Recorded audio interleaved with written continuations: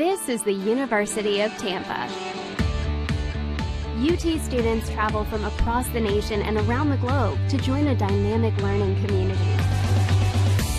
There are 150 academic programs, continuing studies for non-traditional students, and a highly ranked graduate school.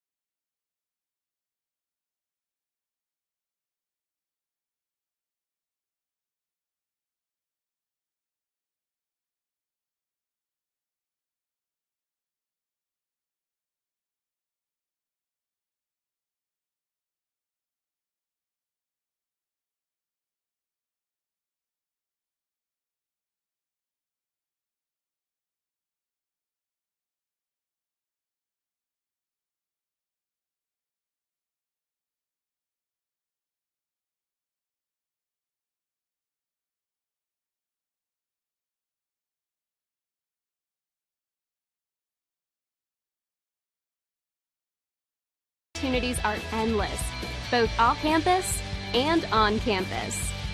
Students live in upscale residence halls and enjoy diverse activities, including performing arts, guest lectures, nearly 200 clubs and organizations, and a nationally ranked NCAA Division II athletics program.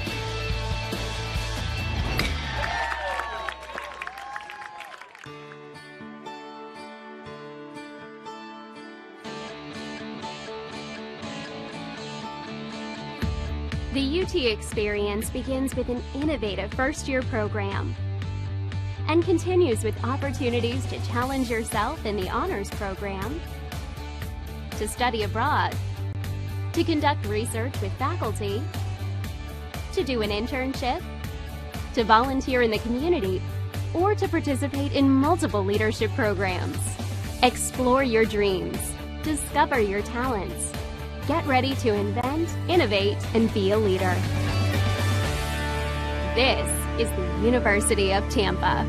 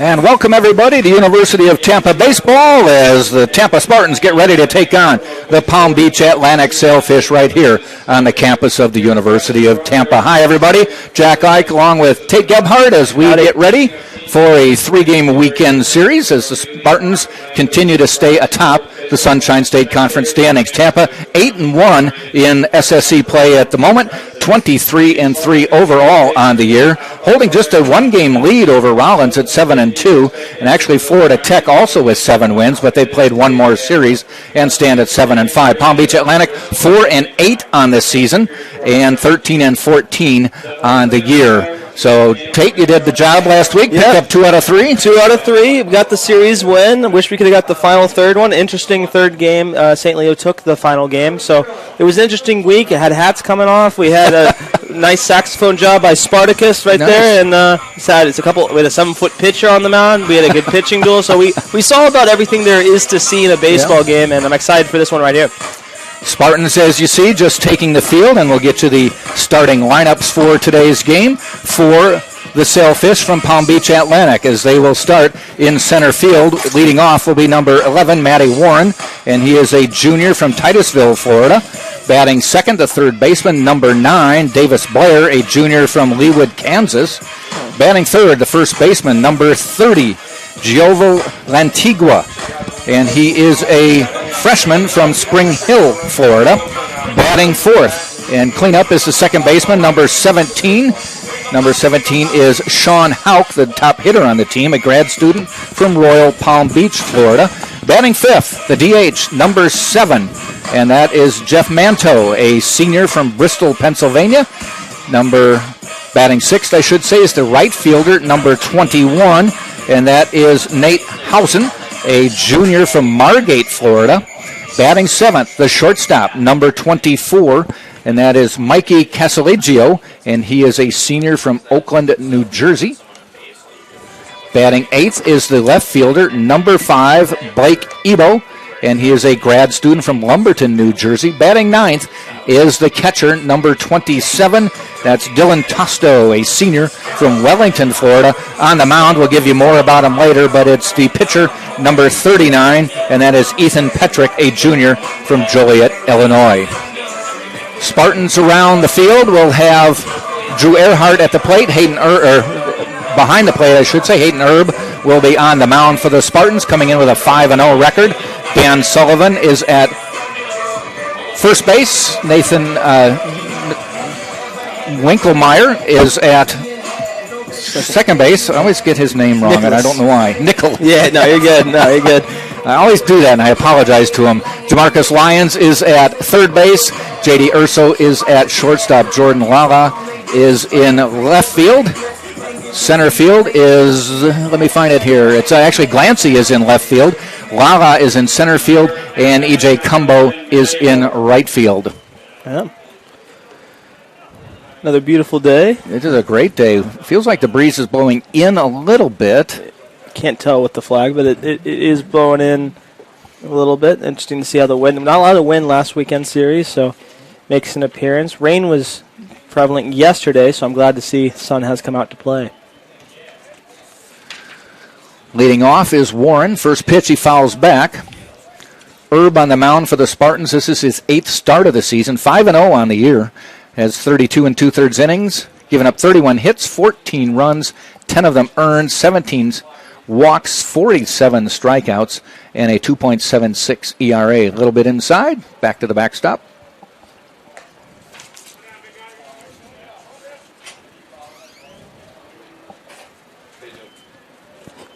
Erb being one of the most efficient pitchers for this Spartans team. Notoriously this year, though, has in the first inning seems to get himself in some form of a pickle and then works his way out of it. It's kind of been the storyline when he starts. Tap foul. As we mentioned, Erb with a 2.76 ERA. The Spartans as a team lead the SSC at 2.42 ERA. His ERA is actually above the team average. Nelson, Paul, Erb, and Long are all in the top 10 in ERAs in the Sunshine State Conference. Erb and Paul both with 5 wins. The leader is Fletcher from Lynn. He has 6 on the year. 1 ball, 2 strikes. That looked pretty good to me. Beautiful breaking ball. Umpire agreed. Yeah. You agreed. 1 down. It's a good start. Looked like he froze Warren there. I don't know if It's he was yeah. outguessing him or what. It was one of those tough ones where I don't think he wanted the curveball, but it was, obviously already has 2 strikes, so, most coaches would just tell you to just choke up and try to put the ball and, hit it foul, but no, it just froze him up there. Brings Blair to the plate, Davis Blair. There's a bird in the outfield over there. Over there in La La Land. There looks like he wants to play center field. Yeah, he's the rover. Yeah. Blair is a .232 hitter. Not a great hitting team, Palm Beach Atlantic. They come in as a .263 average, which is last in the SSE.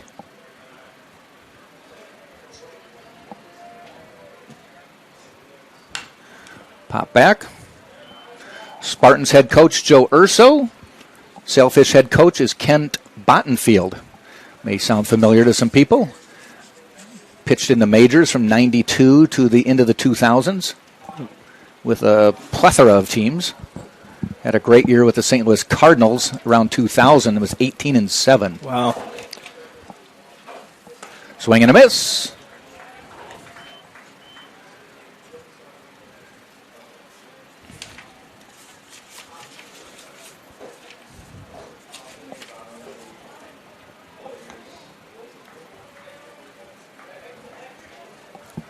For his career, Bottenfeld was 46-49. Huh.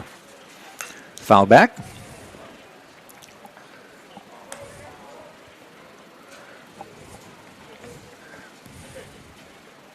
Speaking of pitchers in the major leagues, one that recently retired yesterday was Andrew Miller, reliever. Cleveland, right? Or once? Anyway? Once Cleveland. He's been with a plethora of teams as well. I want to say Cubs at some point. I don't know. Did pick him up. I believe so. I just remember he pitched against the Cubs in the World Series. Sure. Ooh, that looked good, too. Oh.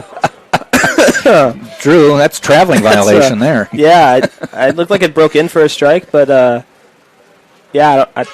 leave it at that. I don't know if the umpire was like, don't ever do that to me again. I always get confused because it looked like a clean strike, so he's just going through it. But full count. And the pitch again. This time he called him out. I mean, that looked like the same location, but it was a fastball, so who knows? Sometimes I feel like they miss it, and then just next time it's the same. If it's close, we'll just make it. Yeah.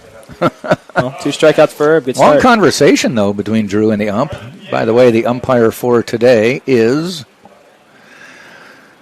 Behind the plate is Victor Alejandro, and at first base the bases, I should say, Randy Benhart. Yep.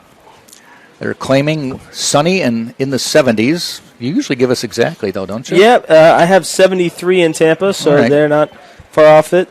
They say partly cloudy, but they're not bad clouds, and it's beautiful day here in Tampa. I'd call it mostly sunny. Yeah, mostly sunny. When I think partly there is cloudy, a fine difference. Sure, when I think partly cloudy, I think rain for some reason. Yeah. This is just clouds. So. Just clouds, some of the cotton balls. Yeah.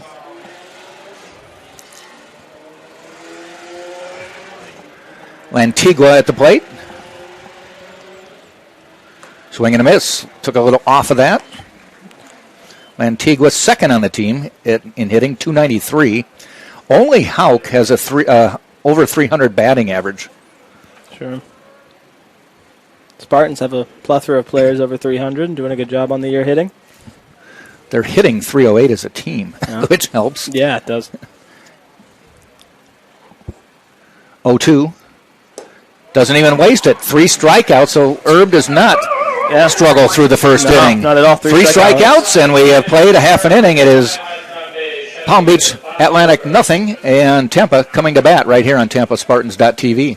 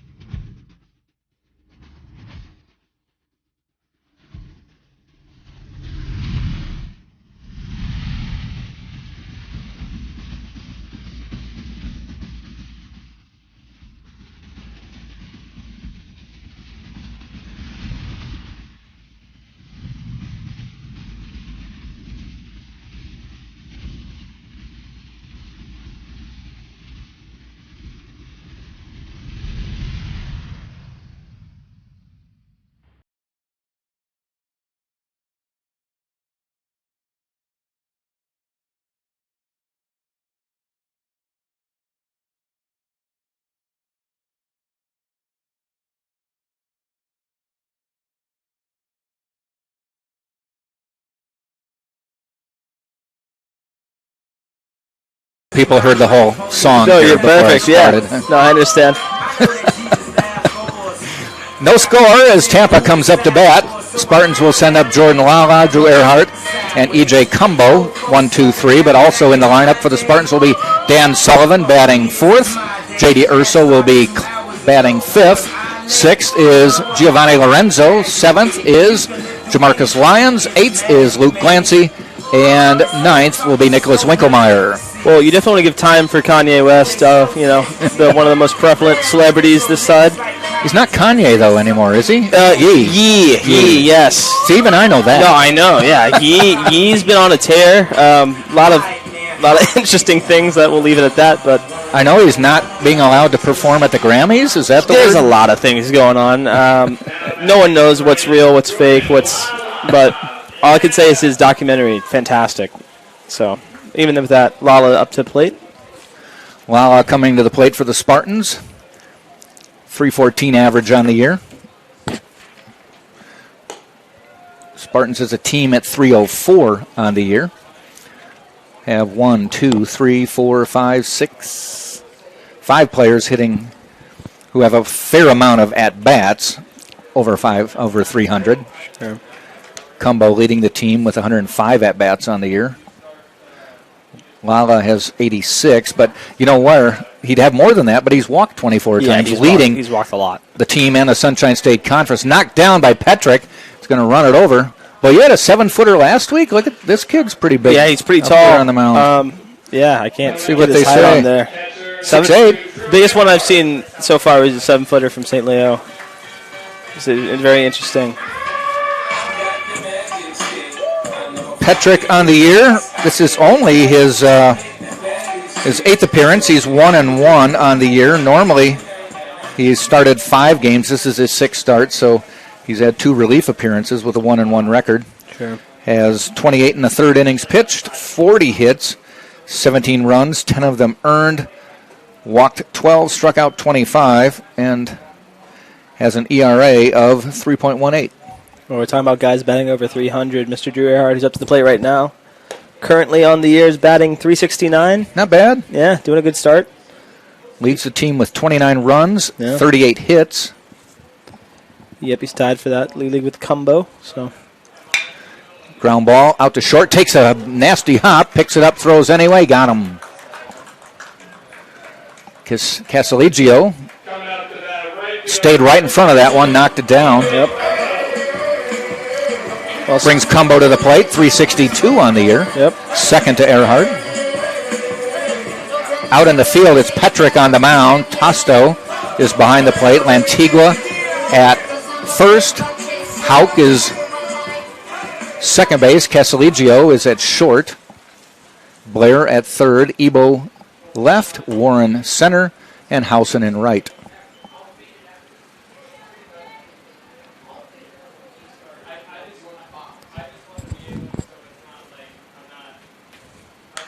Foul back.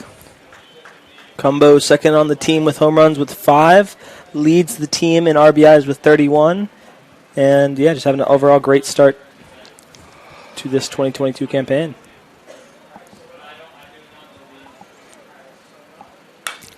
And that's going to be a tough That one to might play. be- Coming in is Blair. Does he throw it? Not in time. So that should be an infield base hit and great defensive play there. Just Cumbo beat it out. We call those swinging bunts. Yeah. So now Cumbo takes the lead and hits for the team with 39.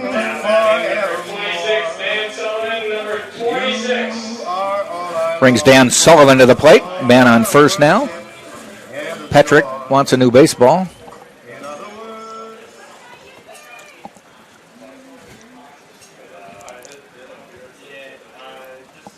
I don't know if you ever notice when a pitcher asks for a new baseball, at least at the collegiate level, the umpire will look at it and usually put it back in the bag. Yeah. So it's coming back into the It's game coming at some back point. anyway, yeah. Just something about that moment in time the Sure. pitcher didn't like. Well, the one thing about baseball is totally at a young age, and again, there's probably someone famous who said this, but the game's 90% mental, 10% physical, so one of those things where, you're not pitching well or you don't like what you're doing, maybe the change of the baseball might help, who knows. Now, I had always heard that 90% of the game was half mental. Oh, I don't know if that was Yogi Berra or not. There was someone famous who said 90% that because they is always half told mental, us that. which means 45% of the game is mental. Sure. Sullivan, that's a base hit. Well, that's definitely the 10% physical part. Yeah, he's going to go from first to third. He's going to be in, sliding safely. Interesting slide there by Cumbo, but sliding in safe. You know what? Yes. You're right about the Yogi Berra quote. Is it a Yogi? 90% of the game is half mental. Yes. That's the Yep. That's right up there with Jim Gantner for the Brewers saying he could pitch with both hands. He was amphibious. Yep, and sure. Everyone remembers that A's pitcher. It was, I think, when I was like 8, so I want to say 2008, 2009 area. And his first start, he was a lefty. He was a left-handed and a right-handed pitcher, so he was ambidextrous. And the headline read the next morning, amphibious pitcher pitches for the Oakland A's. Yep. So that's where that would be coming from. Strike call.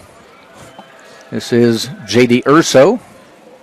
Looking to tie in RBIs right here with E.J. Cumbo for the team lead. Sporting a .390 batting average. Yeah. Tops on the team. And I mention it, and it's partially because I know the owner, Dan O'Dowd, former GM for the Rockies, but he's been using Win Reality, that virtual reality headset, to see more pitches, and a lot of players all around the country have been using it, and the stats don't lie. It seems to be helping him quite a bit. Bounces away. Ooh, Cumbo does not try it. Had he broke immediately, I think he could have made it. Sure, yeah. Because Petrick slow off the mound. Sure.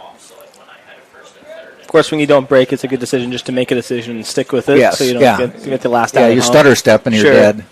Sullivan does advance to second on that as well. So now a base hit could give the Spartans a 2-0 lead. Sure. 1 ball, 2 strikes, timeout called. And the umpire's going out to says something toward the pitcher. Infield umpire is writing something down. Maybe it's the count. I don't know. Still show 1-2. Yeah, I don't know. That looked good. That ends the inning. Urso goes down on strike. Spartans leave 2. We played 1, and it's no score. Tampa against Palm Beach Atlantic right here on TampaSpartans.tv. So why are you at PBA? Because I wanted to be in a Christian environment. Because I love the community. A million opportunities for me to get involved. I really find myself growing here.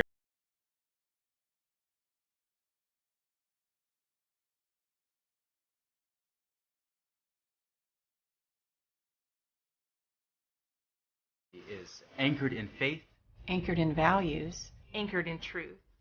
We educate, mentor, pray for our students, so they can confidently launch.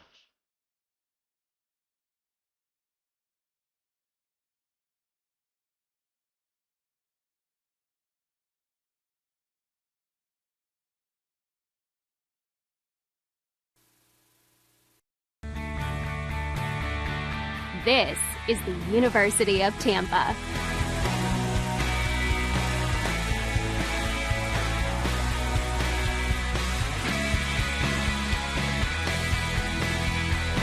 Explore your dreams. Discover your talents. Get ready to invent, innovate, and be a leader. This is the University of Tampa. Top of the second we go. It will be. Well, the line, they have not changed the sheet on me yet, so can't tell you who's coming up yet. No, still the Spartan. Nope, that's Hauk Mantelhausen. There we go. Herb, as Daniel pointed out, is on pace to strike out 27 in this game. It would be historic. That would be for sure. I'll give you $1 if he does it. Yeah. I'll do a backflip if he strikes out 27. I can't even do a front flip, so. How many miles do you have to run now? A lot. 20, 21. Really? I've eaten close chicken. To the marathon? Yeah, I've eaten about chicken every day for the last 3-4 weeks now, so I'm about ready for it to be over. But, yeah, it's really cool. Of course, for those wondering, or maybe this will be your first Tampa game, every home run that Tampa hits this year, I pledge to run a mile. thinking it would be a great use of my degree, which is marketing. And it's slowly come back to backfire, and I think I'm at 21, 22. Well, but you changed that to just home games, right? No, it was always home games. Yes. The one addition was if they hit a grand slam, I'll count the runners on base, and they've hit 2 this year. So I thought maybe they'd hit 1, and back-to-back weekend series they had 2. So we're in an interesting predicament, but slowly losing weight, so it's good for the health. But it's going to be an interesting one. We'll have fun with it. Now you're not doing it as at the end of the season one long run, right? No, because as soon as I actually graduate here, I'm headed straight to LSU because I have grad school immediately. Ground ball. There goes the 27 strikeouts, Daniel. But it's another out. It's another out. But yeah, no, I actually go straight to grad school from here, so I can't run at the end of the year. Well, just put your car up in Gainesville and run to Gainesville. I was so simple. I would think about doing that, and I was thinking about how can we prove that I've done it, and I think what we're going to do is do a live stream and do it at the track here, because you can at least calculate the mileage by how many laps I do, so that way you can watch along. But is it going to be one single effort or a couple? We're going to see when we get to it. I would love to do a marathon. That's a lot. Yeah, it's going to be a lot, especially if you've never. I'm not going to do a time thing because I think that's kind of the thing of it. If I jog/run, I think that's going to be where we're at, and it's just going to be brutal. I still have an athlete mentality, my body not where it used to be, so it'll be interesting. But I think we're going with the live stream over there on the track. So the mind is writing checks the body can't cash. Well, right? the body's catching up. Hopefully, we've been running 4 miles a day, and I've been eating nothing but chicken. So I'm hoping at some point it at least will be close to the point where I feel healthy enough to do it. So we'll see. I'll have a date picked out some here soon. Our last broadcast at least together will definitely be I think against Florida Southern. And then I have like a week there because then they go on away road trips. And they're three weekends in a row on the road to end the season. Yeah, on the road. So I'll have time to do it. I'll set a date by the last broadcast so y'all can tune in if you want to see me potentially die. Do you have a GoFundMe page? I thought about that, and again, it comes down to if I can actually do it. If I was thinking about doing charity for it as well, but I would actually be able to do it if we're going to involve a charity. I've talked to people. People are interested in doing it, so it's just trying to see what makes sense. What are they raising money for if I do it? So we're in talks with stuff. It'll be cool. Talk to a Tampa Bay Times reporter, see if we can get some news going on it. But we'll see. It'll be an interesting one here soon.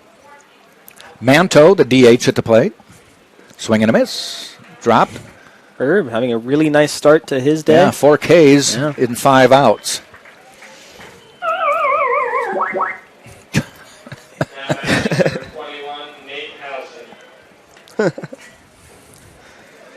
It would be interesting if I ran here to Gainesville. I just have to follow a crew to a high. That's about 80 miles. Yeah, 80 miles. And if they hit that many home runs, we'd be sitting real pretty here. But no, Tampa's having a really hot start. And honestly, if they keep winning the way they do, you'll be calling some regional games here, I would imagine. Yeah. Howes into the plate, 257 on the year. Fly ball. Hit. Lala ends the inning. All right. A quick 3 up, 3 down. We're just cruising so far. We played an inning and a half. Spartans will be coming to bat with Lorenzo, Lyons, and Glancy. You're watching right here on TampaSpartans.tv. College sports. There's light at the end of the tunnel. A return to normal and all we love about sports. You've instilled resilience, focus, and selflessness in us. We've put those lessons to work. We've found strength and unity in each other. You continue to take us places we never imagined. You bring out the best in us. So when we look forward, we see the light at the end of the tunnel. We see a better world for all of us and for college sports.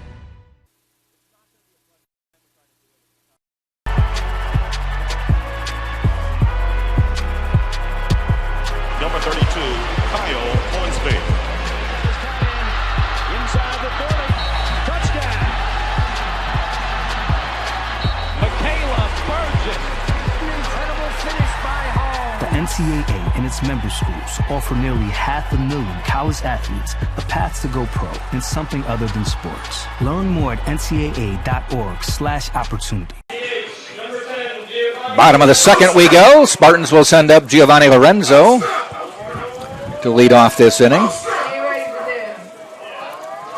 Lorenzo missed a few games with a leg problem, but back in the lineup, 313 hitter.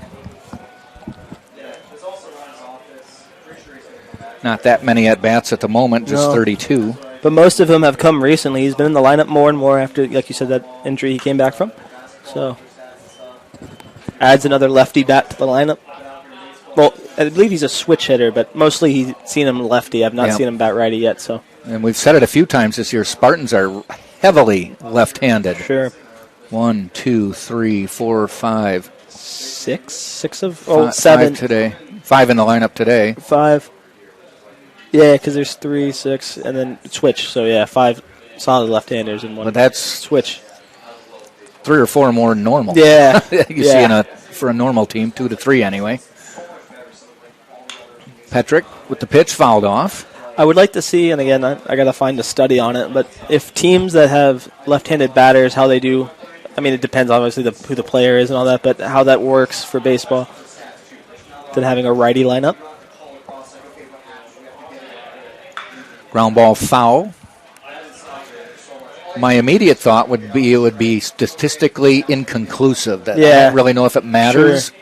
I'm just thinking usually lefties. Lefties don't like to bat lefties. Don't have to bat lefties, but I'm not looking at any numbers here, but majority, I have to say, of baseball pitchers are right-handed. So you would think having all lefty lineup and lefties usually like hitting off righties would be efficient. But strike out? Yeah.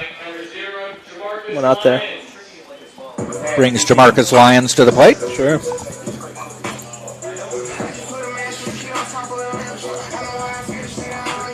Saw Jamarcus's grandpa down there. Yep, nice to see And he him. said, "Where were you last week?"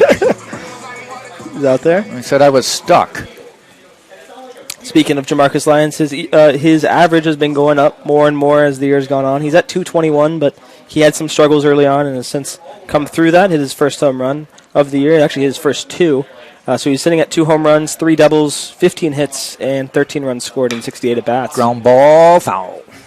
So he's been getting some hits as of recently, so interesting to see if he can continue to do so. Yeah, missed a few games with an injury. I think it was arm. Strike down the middle. And we always mention the sun. I didn't want to cut you off, but Yeah. the sun right in front of the batter, so you'll see the ball go from shade to sun, so it'll be interesting to see how hitters respond. Close, but outside. You can see it on the camera. You don't see the ball for a brief second, and then there it is.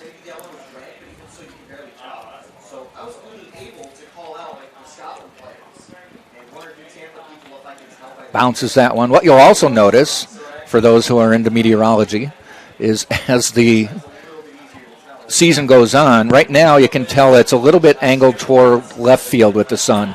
It's going to eventually be directly in front of the pitcher with the sun moving. Ground ball fielded easily by Lantigua. Steps on the base, and we've got 2 down. Which what you're saying with that will affect also the catcher and the batter, because there are times when you'll watch the pitcher get a return throw from the catcher, and he just ducks and bails out, and he has to finally convince the catcher. Just roll it. Roll it to me, yeah. So it'll be interesting. Usually the catchers don't catch on for a while because they usually throw it and start to get in their crouch, and they don't notice that the pitcher dove out of the way. It's just that second nature of throwing it back. You do it so often, you don't even think about it. Here's Luke Glancy, big swing and a miss. Glancy on the year, grad student, hitting .265.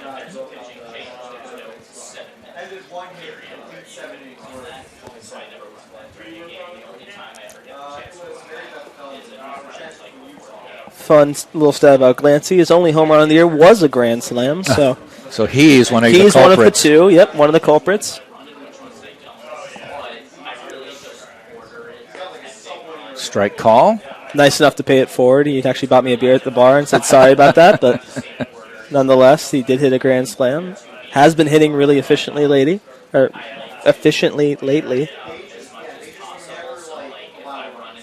Fouled off.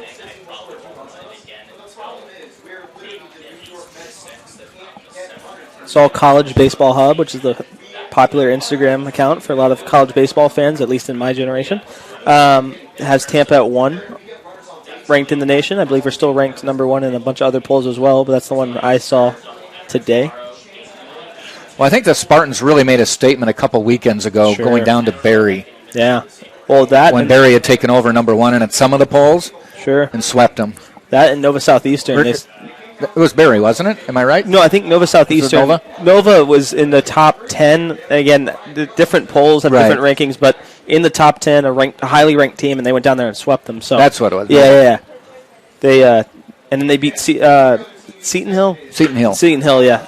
They beat them twice this year. Once here, then one on the road. So they've and they beat Flagler in a close one. Flagler the other day. That was a close one, 7-6. Went up to St. Augustine for that one. Top of the 9th home run. Took the Spartans. I was talking to Kent Bodenfield before the game, and I said, I've noticed you've played a bunch of non-conference games against conference teams. It's always interesting when they do that. And he said, we're so far south, nobody wants to travel down here to play us, so all of us down Barry, PBA, Nova, so we have to play each other for games. Yeah. It's tough to schedule, especially Division II. D1 you can get some people down, but you got to make do with what you can. Yeah, he said teams just won't come down from Georgia. It's too far. He said they'll come to around Orlando, Tampa. I've made that drive plenty of times, and it's a straight shot, 8 hours, and I'm not going to lie, it's I get why. It makes a lot of sense. Yeah. It's a 16-hour there and back, So I get it. But you're playing pretty good competition. No, yeah, so there's an advantage to it for sure. Other than the familiarity might be good or bad. Yeah. Glancy ropes that one for a base hit.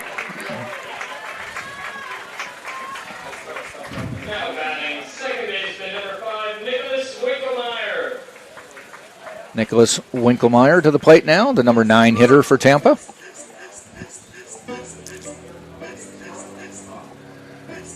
.284. I don't know if you ever see Nicholas out in public or not, but tell him I apologize for. Sure. I get that brain cramp on his name every time. Sure. No, I'll make sure I'll mention it when I see him at a bar. No, don't bring it up if he doesn't. No, I won't. Yeah. If he doesn't know, then I won't say anything about it. It's a secret. Sure. No, a bunch of fun guys, good group. You can tell they do well together. Only 3 losses on the year, so a real good team, real good chemistry as well. They seem to. Doesn't seem a lot of team turmoil. They pretty much know how to handle things here in Tampa, and they've been doing that for a while, so it's good to see. Also helps when you're winning a lot, too. It does. That cures a lot of ills. Yeah. Check swing, called strike. 0-2 now. But yeah, we've also had some help this year so far. We have the home run chain they introduced kind of beginning of the year, and then they have Vlad, the inflatable, I believe, alligator. I haven't really heard much else about that, but that's a part of the ball club as well. So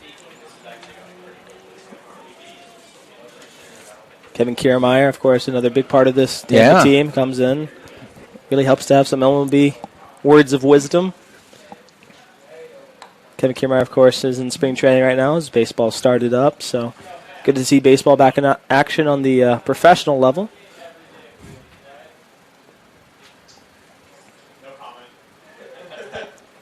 One ball, 2 strikes, 2 out. Ground ball. Does it get through? Yes. Base hit. Glancy will hold smartly. Yeah. Other games going on in the SSC tonight. Florida Tech is at Florida Southern. Embry-Riddle is at Eckerd. Rollins is at St. Leo. And Lynn is at Nova Southeastern.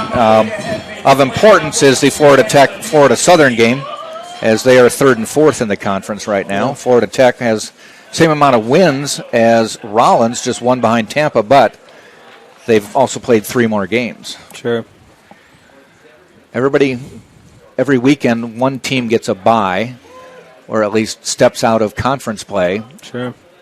Most likely you schedule a non-conference series. Sure. I like that. It's a nice little mix, throw them together.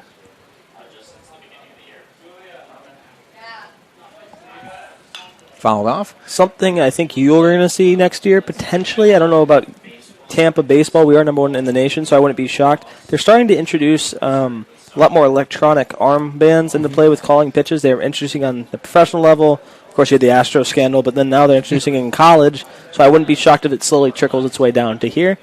Something interesting to watch out if you're just a baseball fan in general. Umpire wants to let you know it's 0-2, not 1-1. Yep. You can see Petrick now in shadows. Even at 6'8", he's in shadow. Ground ball, fouled by about 2 feet. So once again, the Spartans have put 2 on with 2 out. They did first inning, got them to second and third. Didn't score. We'll see what happens here with Jordan Lala at the plate. It's good to see the Spartans battle-tested as the years gone on. They were dominating most of the games here early on and then started seeing a little bit closer games, and they've responded well, I should say. So, check swing. He tipped it and held on, and so the Spartans leave another 2 runners on. So we've played 2 full. It's no score, Tampa and Palm Beach Atlantic, right here on TampaSpartans.tv.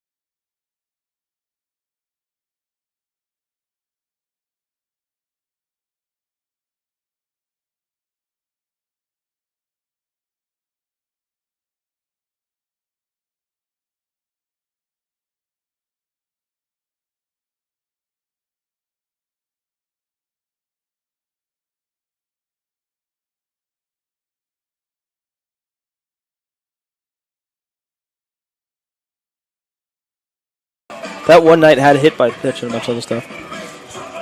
Top of the third, no score. Due up will be Casalegio, Ebo, and Tosto for Palm Beach Atlantic in a scoreless game through 2. Herb has pitched well for Tampa. 4 strikeouts out of the 6 outs he's recorded. Yeah. He's faced the minimum, 6 batters. They had something on Herb.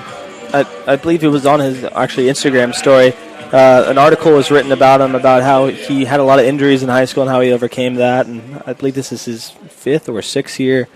With COVID and all that stuff. I don't know the actual year, but on the thing it said 6 years. So very battle tested in his own right, and has been pitching really well for the Spartans so far this year.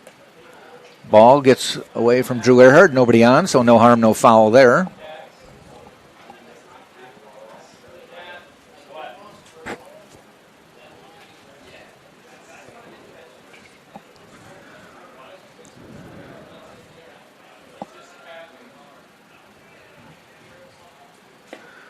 Down the middle, call strike. Pretty decent crowd here. Huh. You guys have been back in school for 2 weeks now, right? Yeah, 2 weeks since spring break. It's been pretty nice crowds. I haven't seen anything too drastic. Obviously, with COVID, we went from seeing no crowds to crowds, so it's tough to gauge what the normal attendance is. But we have numbers somewhere. I'll have to find them for y'all. But we've been pretty packed throughout the entire year, at least in general. So. We've got our gaggle of scouts down there. I saw 4 radar guns went up when Herb pitched. Love having the scouts here. We've had a plethora of marketing nights here, so we've seen a bunch of students come out for that, win a T-shirt, or we've had everything from a corn dog eating contest to a corn eating contest to apple picking to I think there was a fruit roll-up eating contest, but you couldn't use your hand, so you had to open it. Maybe I'm glad I missed that. Yeah, no, it was very interesting. Any of that. And there was never a winner. Yeah, it was last weekend.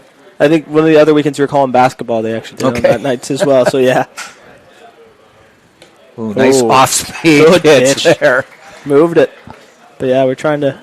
Marketing department here is doing a great job. So 5 Ks now for Herb.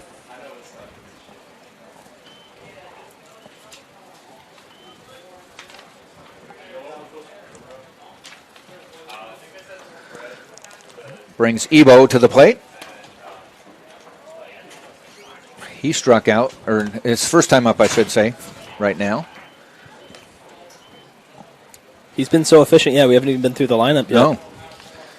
Ebo on the year is 239. As I said, not a great hitting team, just 263 as a team. Spartans at 304. Strike call. Herb really pitching well tonight.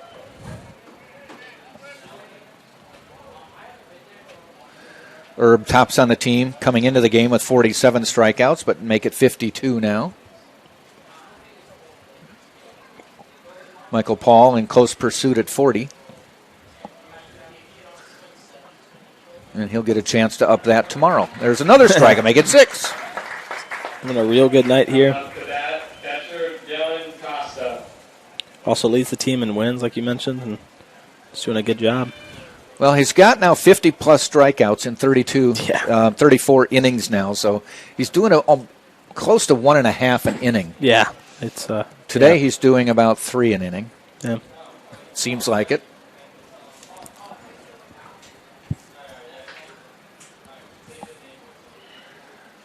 It'll be 2 an inning based on, it could be a little bit more than that based on how he does with this last batter.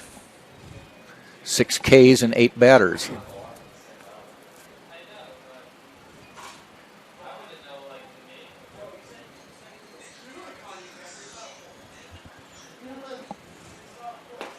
Good pitch. Man. That was a really good pitch. It's really tough to hit that inside corner, especially with the righty that close to the plate. So just really being able to pinpoint it tonight.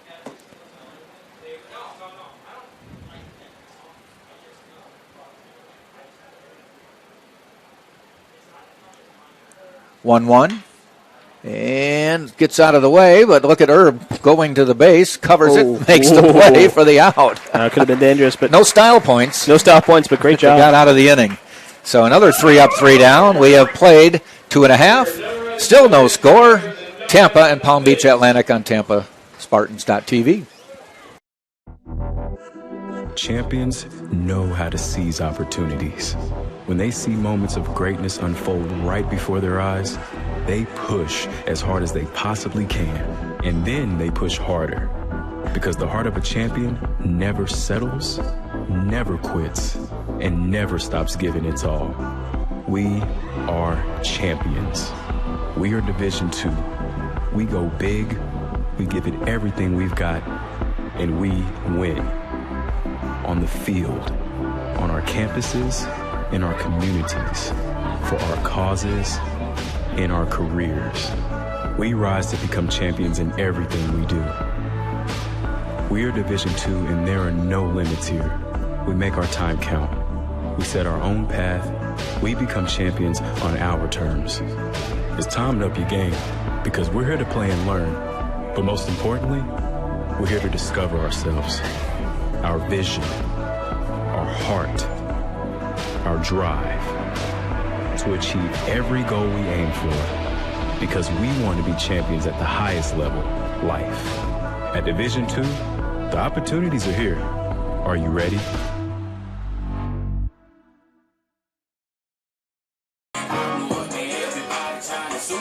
Bottom of the third, still a scoreless game. Tampa's gotten runners on base in the first 2 innings, 2 runners on each inning, but nobody has scored. It'll be 2-3-4 now with Earhart, Cumbo, Sullivan. See if they can solve Mr. Petrick here. Yep. Spartans have been getting runners on and just haven't gotten them in, so it'll be interesting to see how it goes, like you mentioned. So, see how it goes. Herb just having a fantastic day so far. Must have a big cloud going over now, yeah, because so the whole field no is sun, in shade. Sure. And if I was a player, this is perfect setting. This is perfect, yeah. The clouds give you a little depth perception. It's a little bit of wind, not too much. Good baseball weather. Earhart looks at a curveball and a ball. It's interesting. He's been calling that fastball, that location, a strike, but if it's an off-speed pitch, no. So who knows, but 1-0 count. See what he does on here. Fastball, ripped, foul. Turned on that one. Yep. Which should bring me to the point where I tell you our camera does not move. Sure. Did you do the courtesy? No, I have to. I do it in my sleep sometimes, and I realize no one's around. Our camera, we have one. It does not move. It's stationary. We have limited access in the press box here. Sure. So you do lose the ball going down the lines, and we will keep you informed. That's a pop-up. Well, speaking of which, here we go. Here we go. a Bermuda Triangle of sorts, but a nice catch by Housen down the line, and you may or may not have seen that. Yeah, but out down the right field line. Perfect time to also mention one of the most beautiful backgrounds in baseball. Yes. You have the Tampa City skyline behind us. Over there's the Hillsborough River, where you see all the tournament championships. Like you see Fortunately, there is no Super Bowl trophy at the bottom of the Hillsborough River. Could have been. Yeah, there's a big chance there could have been. Very close. Someone who could probably hit it to that river is up the bat currently, E.J. Cumbo. True. There was no netting around this field. Cumbo at the plate, got a hit his first time up. Of course, on cue, he bunts. But he had a swinging bunt his last time. No, he had a swinging bunt. He Yeah. can bunt. And it's honestly one of the parts of the games that I'm glad Mr. Urso over there down the third base line uses and utilizes, because it's slowly leaving the game, and it's a really big... it's just turned into home run derby. Sure. But if you can utilize bunting on any level, really, it's an efficient... thing to your use. goal is to get on base. Yeah, so however you do it, you need to do it. Even if it's a drop third strike, you get the first. Sure. Counts. Ground ball out towards second. Diving, gets away. Cumbo's going to get there. That should be an E4. I think that would be it was in his glove, yeah. Oh, they gave him a base hit on that. Really? I think they thought that, I don't know. Too tough to get to? It's not my call. I don't know. Had it in the mitt. I guess it would be the turn range. It wasn't his glove, but second base hitter of the night for Cumbo. All right. White out on the E4. Yeah. Does anybody know what whiteout is anymore? I do. Okay, unfortunately, I've messed up a couple times growing up, so I know. Yeah.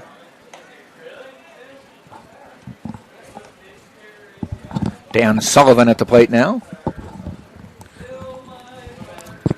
So 1 on, 1 out. See if they consider sending Cumbo. Spartans are not a big base running team on the season. 15 stolen bases, only been caught once. Yeah. Whereas the opposition has stolen 32 bases against Tampa. And I don't think they're running because it's Tampa. I think Tampa's played a lot of teams that like to run. They play a lot of them. Very efficient in running. I mean, that's a style for some teams. Get on, get going. Sullivan, seeing eye single there. Yes. And for the third consecutive inning, the Spartans have 2 runners on. Well, this time with 1 out. Sure. You mentioned this team not stealing the base a lot, but they're usually rounding the bases, getting doubles and triples, so they haven't really found the need to do that. Cumbo, I think either you mentioned or were about to mention, has 3 stolen bases on the year, so someone who will steal a base on this team would be Cumbo, but Lala with the lead in 5 on the team. So.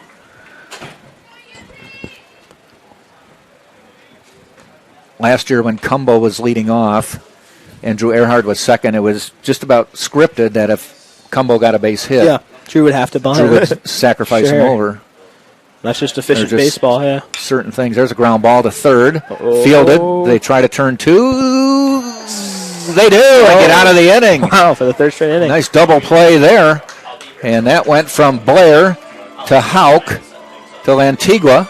And the Spartans again wiped off the bases. So we've played 3 full, and it's still no score. Tampa and Palm Beach Atlantic on TampaSpartans.tv.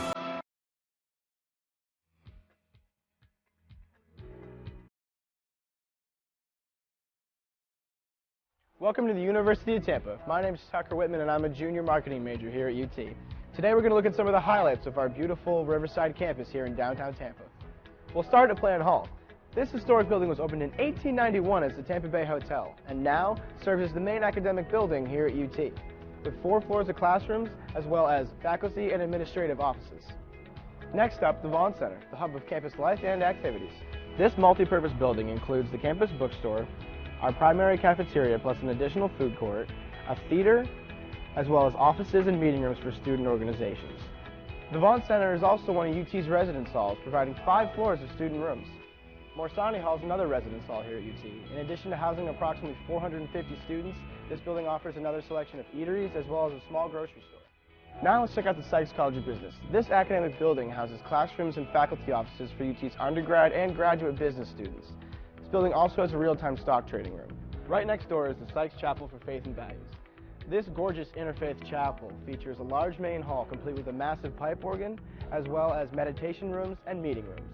Student healthcare is a major priority for us here at UT.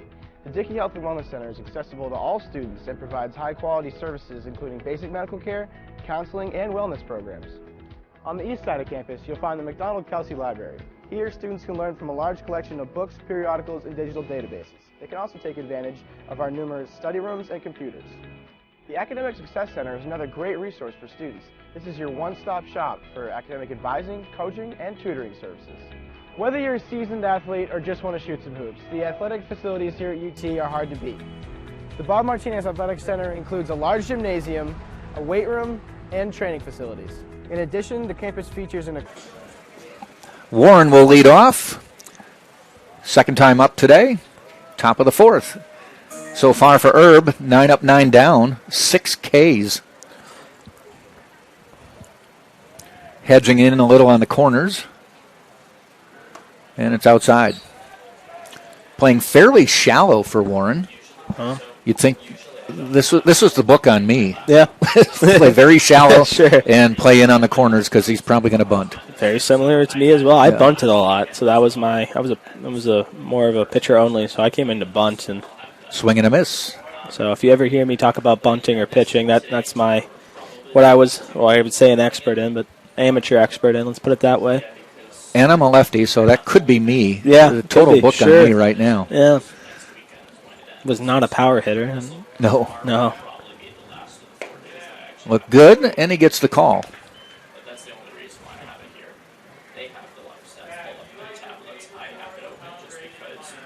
It's smart for Lyons to play in. He's more back now. But yep, lead off batter, no outs, 0-0 ball game. Perfect time to actually bunt if you're going to. Oh, that looked good, and he called him out. Going to have to throw him. That was a late call, though. I know. Got him. For a drop third strike, at least. Might be a little dewy down there because Drew Earhart was slipping, was able to get up and right himself and make the throw. Well, that play that Herb hit off his glove and he ran over there, he also slipped. So there must be something there. It did rain yesterday, we do have to mention. So a lot of rain. Yeah, a lot of rain. Finally broke a dry spell we had here in Tampa.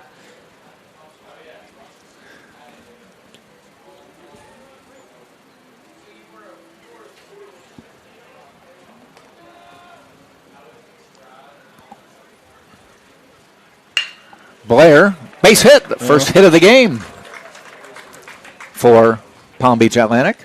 Spartans with 6 on the day. Number 30, Antigua. A solid single for Blair, and now Antigua to the plate.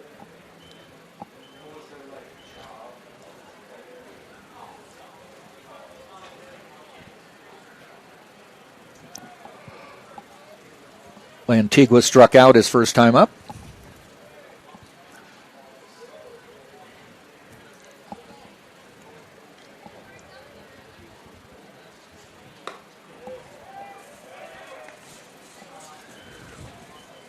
I was taking note of Palm Beach Atlantic, 13-14 on the year, 4-8 in conference play, but they've been really competitive. I mean, they lost their last game to Barry, 10-6, Sure. Lost to Rollins, 12-9.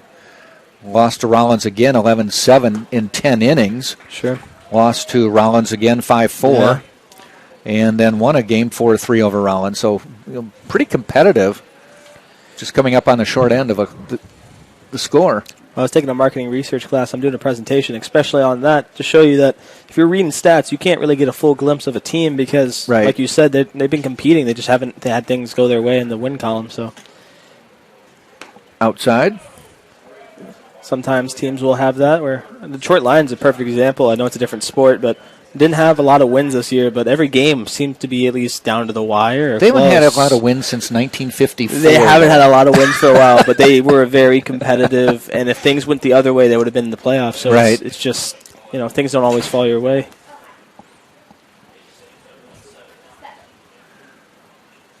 Yeah, if you're a Lions fan, you're a diehard. You should get a lot of credit. Oh, could have got him if someone was there. You do deserve to get a lot of credit, and you're definitely on the bandwagon, that's for sure. Yes. But someone in my upbringing on one of the dozens of teams I played on told me, like, you can never read stats and take them as truth. That's why our coach would never let us look at our stats or other team stats, because you psych yourself out before you play.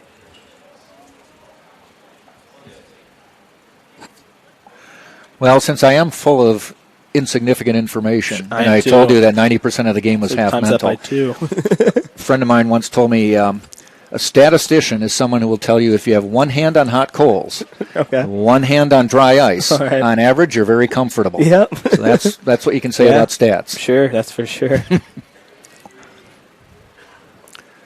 That should be a strike.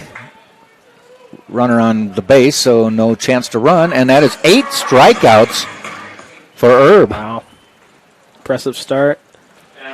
8 out of 10 outs have been strikeouts. 2 outs now, runner on. Sean Houck, the lone 300 hitter on the team. Sure. Sailfish coming in, keeping this game competitive as well through top 4. It's 0-0. And you are playing the number 1 team in the nation, so they're coming in with a lot of energy. So it'll be interesting to see how the series plays out. Off speed really working today for Herb. You can see a lot of movement, especially from up here. So, things are doing well. If we can tell there's a couple inches in dropping on the pitches.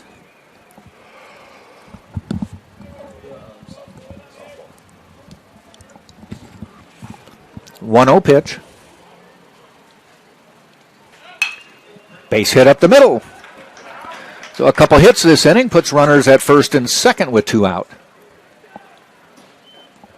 Quick update before we get to our next batter.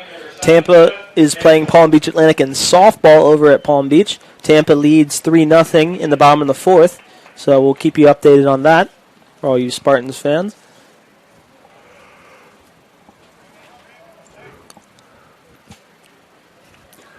By the way, doubleheader baseball tomorrow starting at 1. And they say 4. Yeah.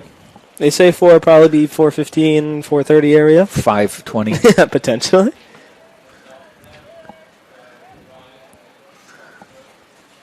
That one crossed up, Drew. I don't think Drew was expecting a curveball there. No. Great, beautiful curveball. He's going to go talk to him about it, yeah. Hey, maybe tell me what you're throwing next time. I've been a part of both sides of that as a pitcher, and I, believe it or not, caught once, and it's not a fun experience. I mean, he went outside to get that one, and it just broke down in. Yeah, he thought and that Drew was... playing goalie there. Yeah. 1-0. You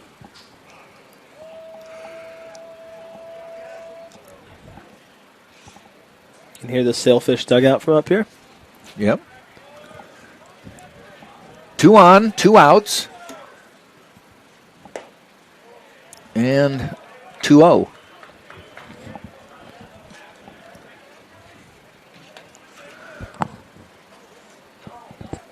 Manto, strikeout victim as well.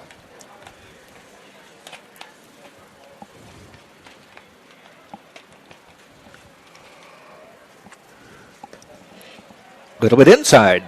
Go 3-0. First 3-0 count of the day for Herb.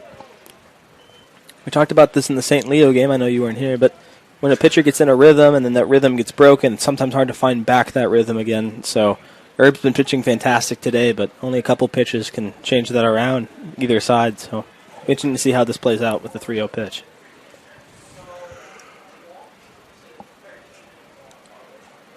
Ground ball, and he's going to get out of this inning. Yeah, plays through it. Little lazy grounder to Dan Sullivan, steps on the base. And with a 3-0 pitch and runners on first and second, nothing scores. So we played now 3.5, and it is still Tampa and Palm Beach Atlantic scoreless on TampaSpartans.tv. This is the University of Tampa.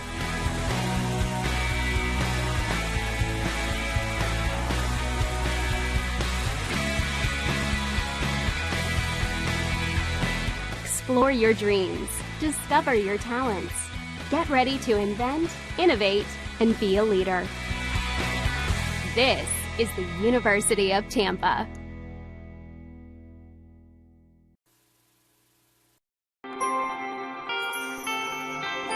It's not about any one thing. It's about how everything comes together, how it all connects. People, ideas, resources, community, everything. Quality of life services. That's what we do. Sodexo.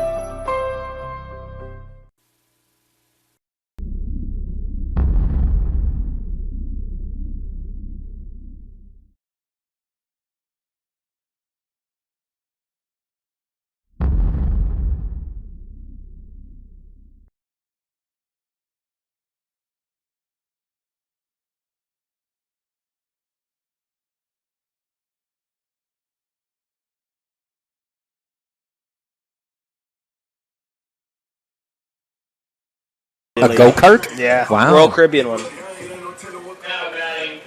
Bottom of the fourth, we go. Giovanni Lorenzo to lead off for Tampa, the DH. It is scoreless. Palm Beach Atlantic finally broke through with some hits. Got 2 hits last inning, did not score. Tampa has 6 hits and has not scored. And there's a hit short center.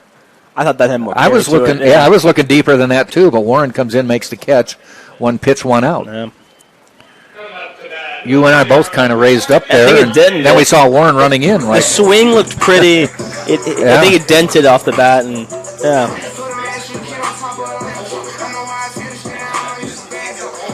Jamarcus Lyons to the plate now.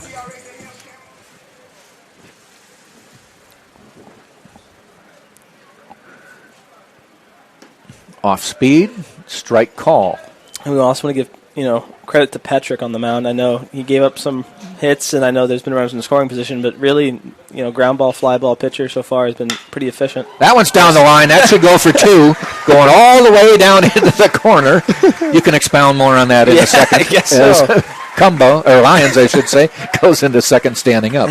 You were saying? I said that twice today. I said we'll see what happens with Herb if he gets out of it. Anyway, Lyons with a nice double down the line. First extra base hit for Tampa today. 7 hits on the day. And with 1 out, a runner in scoring position again with Glancy coming to the plate. One of those 7 hits being Glancy in the second. Got a single and advanced safely to second. If he does this again, he should make it a 1-zip game. Yeah. He just dropped one into right field his first time up.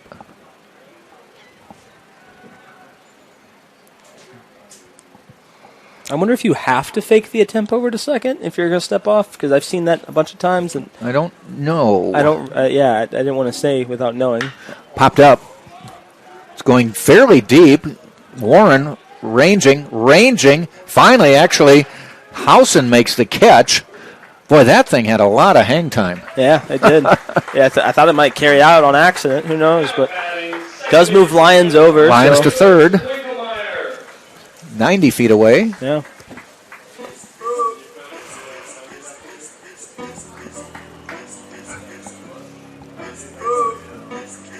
Also, one of the Spartans said on the day had a single in the second. Only got to first base. So Nicholas Winkelmeyer.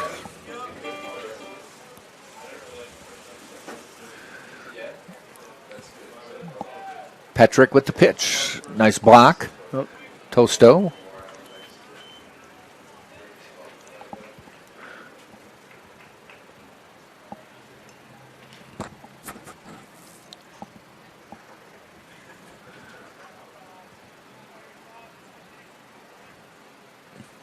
Ground ball should be fielded. It took kind of a crazy hop, but they get out of the inning. Wow. Casalegio, I think, played for a higher hop. Took it a little bit lower, threw him out. Spartans go down. We played 4 full. Spartans have racked up 7 hits on the day, but not scored anybody. No score as we head to the 5th on TampaSpartans.tv. This is the University of Tampa. UT students travel from across the nation and around the globe to join a dynamic learning community. There are 150 academic programs, continuing studies for non-traditional students, and a highly ranked graduate school.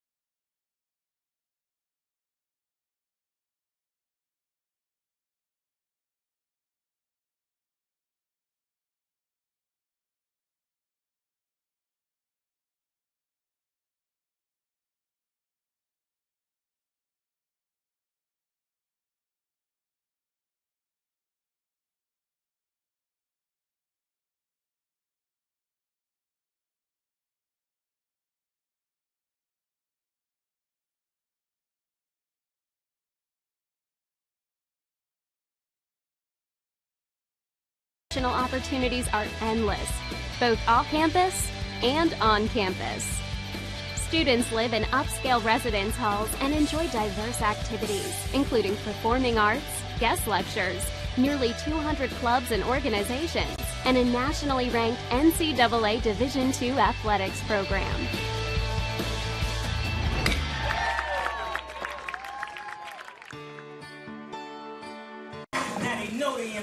Top of the fifth we go. Still a scoreless game. See if we can get any runs across. We'll have Mr. Tate Gebhard take control. Howdy, everybody. You can see the Suns out to play. We're here in the top of the fifth. Herb's been cruising along, has 8 strikeouts with 4 innings pitched, only giving up 2 hits. So we'll see what happens when he's facing Hausen, who's 0 for 1 on the day. Flew out to center. First pitch to him will be a strike, and the count will be 0-1.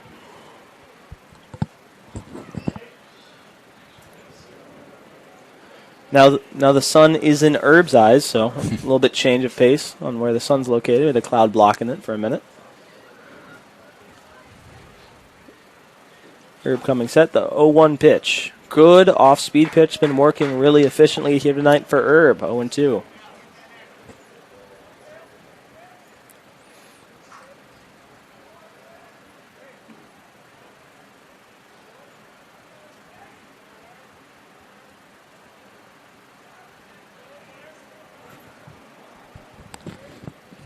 Herb with the 0-2 pitch. Looking for the outside corner. Hitting off Mr. Earhart's mitt. And we'll try again with 1-2.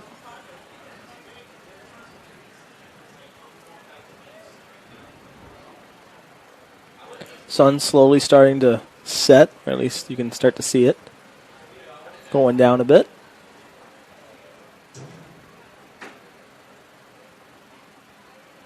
Herb, the 1-2 pitch. Going to right field. Combo seeming to be under it. Backs up, catches it, and that will be the first out here in the top of the fifth.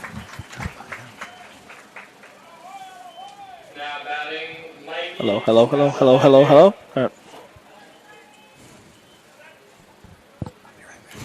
So. Casaleggio walks to the plate. He is 0 for 1 on the day. In the third inning, struck out. This will be his second appearance. Herb looking to keep the efficiency going, as I've previously mentioned. The 0-0 pitch. Great off-speed pitch. Not getting called strike right there, so it'll be 1-0, but really been using all zones today. Been using the outside, the inside part of the strike zone for both lefty and righty, and has been pinpointing it almost beautifully. He's painting a real beautiful picture here. Second pitch will be a ball.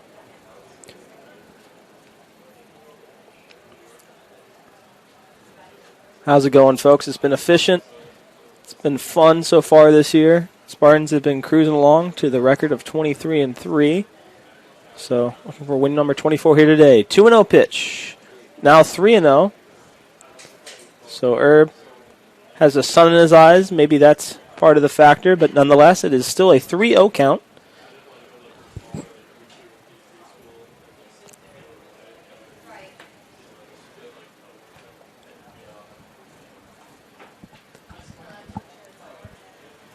Herb comes set.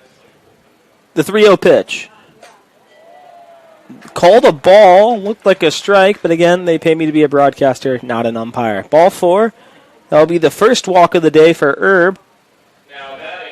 So, Casaleggio will be on first base. Ebo now coming to the plate. 0 for 1 on the day. Also a strikeout. There's a lot of players on this Sailfish team that have struck out today, so probably hear that a lot, but Casaleggio on first here with 1 out in the top of the fifth. Herb looking in, the pitch. Off speed, not breaking like it has been. Will be 1-0. So if you're Herb, you would like nothing more but a double play here, and if you're the Sailfish, you would like to try to get runners in scoring position.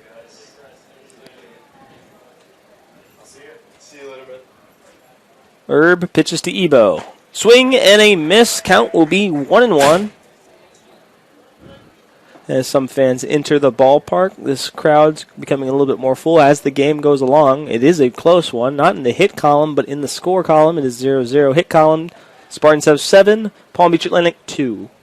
No errors by either squad here today. Herb, the 1-1 pitch. Half stolen base there by Casaligio. Did a fake steal there and got the attention of both Herb and Earhart. So count will be 2-1. Ebo looking ready to hit. Herb looking ready to pitch. And the 2-1. Good pitch inside, just a bit too inside. Count will be 3-1. So as the school year winds down, you may see a little bit less students here as projects and people getting ready for some tests and finals, but we still got plenty of time left on the school year. But just want to mention for those here wondering why this crowd's not as split. Hitting Ebo.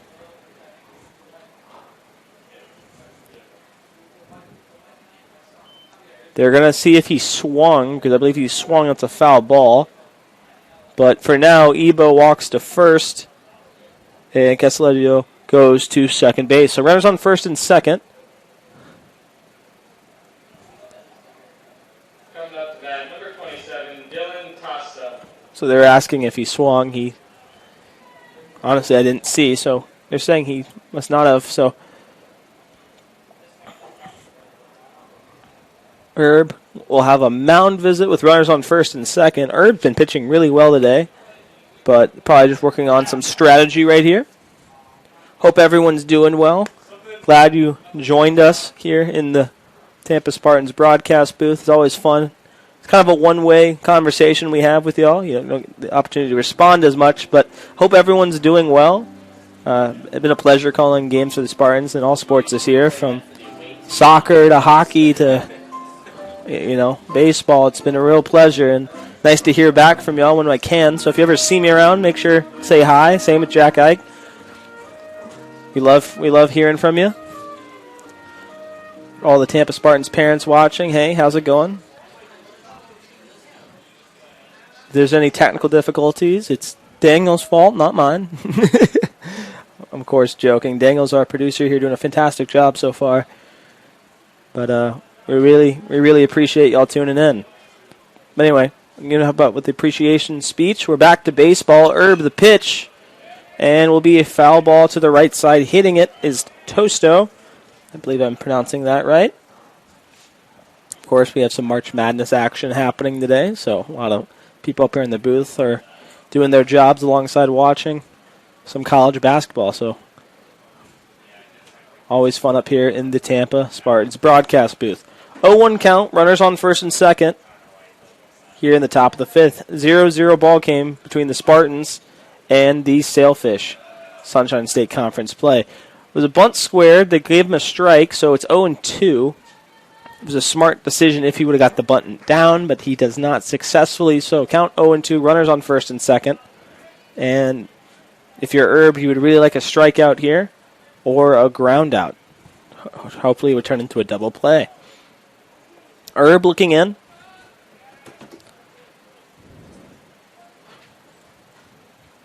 Changing up the timing, trying to throw off the hitter Tosto.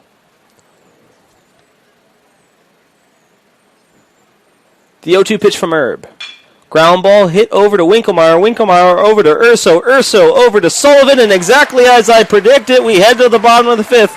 Tampa Spartans 0, Palm Beach Atlantic 0. The Sailfish Strand 2. And we head to the bottom of the fifth with Lala, Earhart, and Cumbo coming up next here on TampaSpartans.tv. I am an NCAA student athlete. And I pledge to be a champion of unity on my team, on my campus, and in my community. I pledge to embrace differences and strive for inclusion and collaboration. I pledge to stand against racism, hate, and discrimination. I pledge to strive for love, care, and forgiveness. I pledge to stand against silence, deceit, and obscurity. I pledge to strive for dialogue, truth, and understanding. I pledge to stand against fear and doubt. I pledge to strive for trust and belief in one another. I pledge to stand against complacency and stagnancy. I pledge to strive for change and growth. I commit to supporting my fellow student athletes in all circumstances that impact them. I commit to both choosing unity personally and encouraging it for all. I pledge these things because we are stronger together. United as one.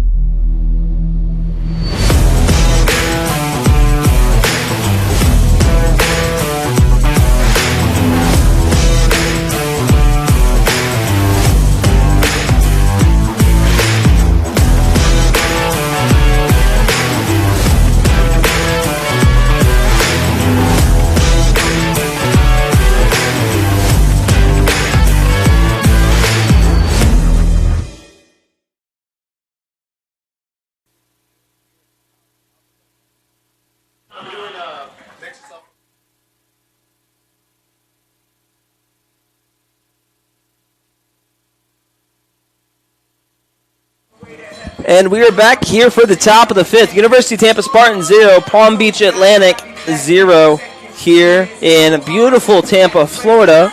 My name is, of course, Tater.Gephardt, Jack Ike. Going to get a hot dog. Let me call play-by-play, so thank you so much to him. Lala squares to bunt.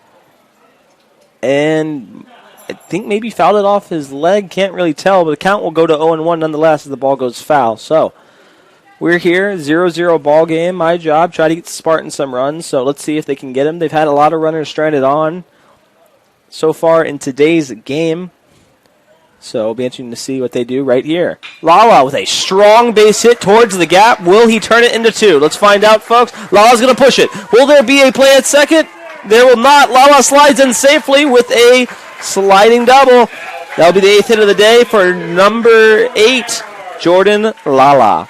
So runners now in scoring position will be Mr. Jordan Lala. A single will score him. Lala is, as you just witnessed, very quick on the base path. So now up to bat for the University of Tampa Spartans. Number 2, Drew Earhart. Drew grounded out in the first, and then the third flew out to Housen. So if he could get an RBI, that would be the first run of the game for either squad. Tampa has 8 hits. Sailfish, beautiful bunt there by Drew Earhart. Will it be for a base hit? No, it won't, but a fantastic, efficient baseball strategical move. It's one of my favorite parts of baseball. It goes bunting, quality bunts, then home runs. And the last guy you want to see with the runner on coming to the plate will be number 19, E.J. Cumbo. 2 for 2 on the day, both infield singles, but man, can he hit for power. And we'll find out if he does. All he needs is a fly ball to score the first run in today's game. But man, he is also a home run threat with having 5 on the year. Petrick's been pitching well, just had a lot of runners on, but seemed to find a way out of it. Beautiful curveball there. Speaking of number 39 for the Sailfish. So Tampa looking to score the first run in today's game. Been a close one here in Tampa, Florida. The pitch high. Count will be 1-1.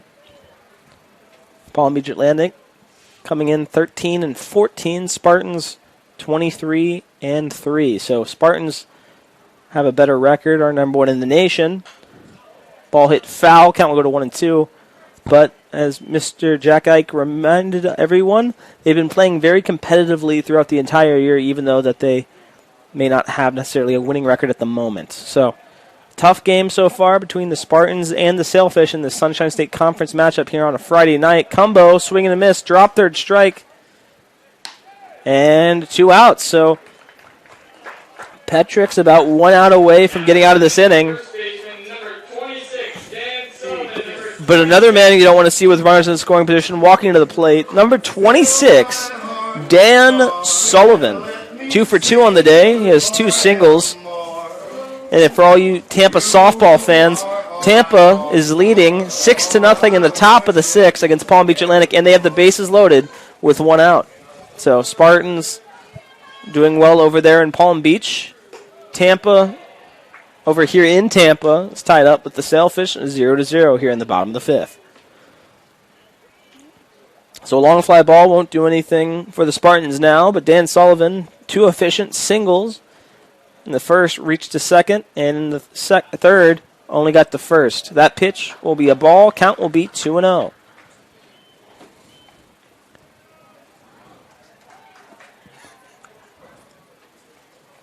So, as I was giving you the softball scores, the Spartans tripled and make it 9-0 over there in Palm Beach. That'll be a strike. It'll be 2-1. But the softball team winning 9-0 against the Palm Beach Atlantic Sailfish in Palm Beach. Baseball team all tied up right here on TampaSpartans.tv. Lala on third. The 2-1 pitch to Sullivan. 3-1. Spartans, all they usually need is 1 run, and they tend to come in bunches after that. So just looking for someone to break it open here in some beautiful Friday night baseball. Petrick, the pitch. Sullivan swinging, missing. Count will go full with 2 outs and a runner on third base.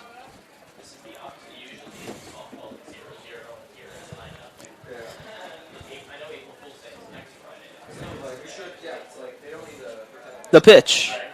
And a base hit, and that will be the first run of the ball game. Do you believe in good luck? Because I do. I come in, start doing the play-by-play. Spartans score a run on the board. Dan Sullivan with his 3rd straight single. And the Spartans, the University of Tampa Spartans, #1 in the nation, now lead 1-0 against the Palm Beach Atlantic Sailfish here in beautiful Tampa, Florida.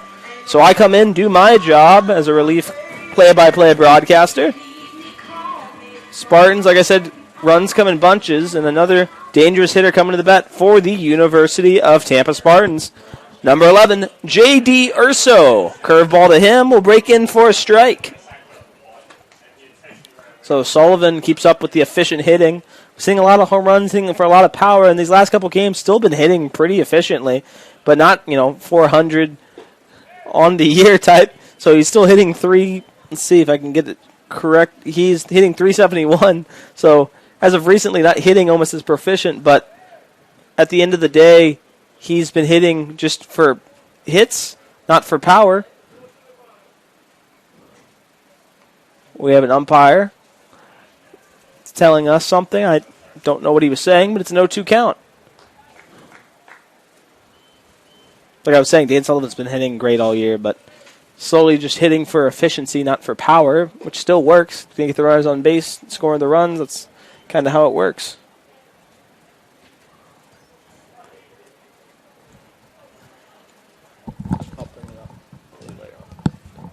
Two count, 2 outs. Sullivan on first. The pitch to Urso. Ball in the dirt. Good stop there by Tosto. Count has run full here with 2 outs.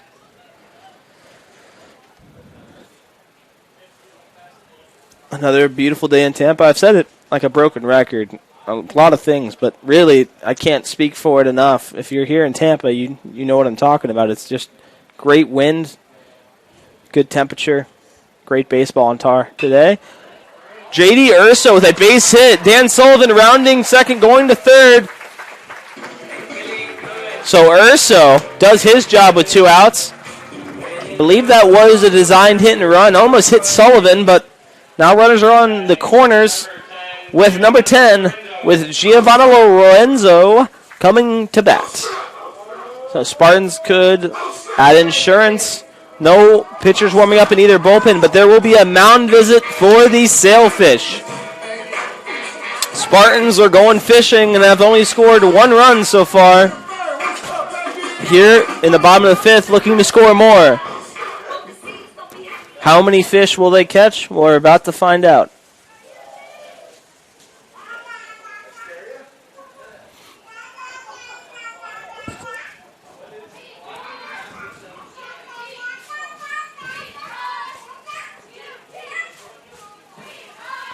You can hear the Tampa cheerleaders making another appearance at the ballpark. Always love to see people coming out. The marketing department, Spartacus. Don't believe is in attendance today. Did have a saxophone solo last weekend. Love to see it. Runners on first and third. 2 outs. 0-0 count to Lorenzo. Lorenzo hits it down the left field line and foul, so the count will go to 0-1.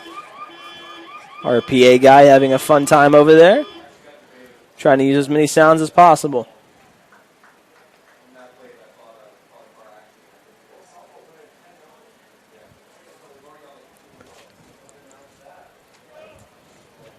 The pitch to Lorenzo. Be a ball high and outside. Count will be 1-1. To all the Spartans listening in your dorm room, hi, how's it going? Hopefully that ramen tastes good. Hopefully you're getting some studies in before a fun Friday night out. For those in Frank and Carol Morsani Hall enjoying the game from their bedroom, so that's the dorm room you see in right center field. Great ball game on tap. Spartans have 10 hits. Sailfish have 2, but Spartans looking to open this game up right here, right now. And right on cue, they do. Tampa now leads 2-0 against the Palm Beach Atlantic Swordfish. I don't know what type of genie or whatever is listening in to me, but everything seems to be on cue tonight. Maybe it's one of those days, who knows. But the Spartans lead 2-0 here in Tampa, Florida. Right here in the bottom of the 5th. Runners on first and second, and now coming to the plate. Number 0, Jamarcus Lyons. In the 4th, hit a double, advanced all the way to third, 1 for 2 on the day. Looking to expand on that right here, right now, looking for insurance runs. J.D. Urso there on second, so he's quick in his own right, so a single will make it 3-0. If Lions can produce it. 0-0 count, 2 outs, runners on first and second. The pitch to Lions. Lions looks like that a strike on the outside corner. Count goes to 0-1.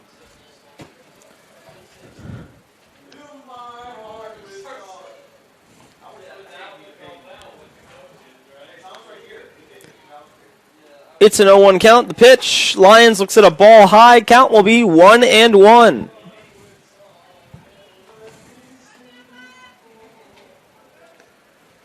One count. 2 outs. The pitch from Petrick. Trying to find that outside corner, not finding it. 2-1. Sailfish have a righty warming up in the right field bullpen. Spartans have no one warming up as Herb's been just cruising along, so only giving up 2 hits, so we'll see how that plays out. But here in the bottom of the 5th, Spartans 2, Sailfish 0. The pitch from Petrick. Another ball outside. Count will go to 3-1. So can't imagine if Lions gets walked here that there isn't a pitching change, but we'll just have to sit back and watch. Petrick looking in, coming set. The 3-1 pitch. Curveball. Fouled off by Lions, so count will run full here with 2 outs.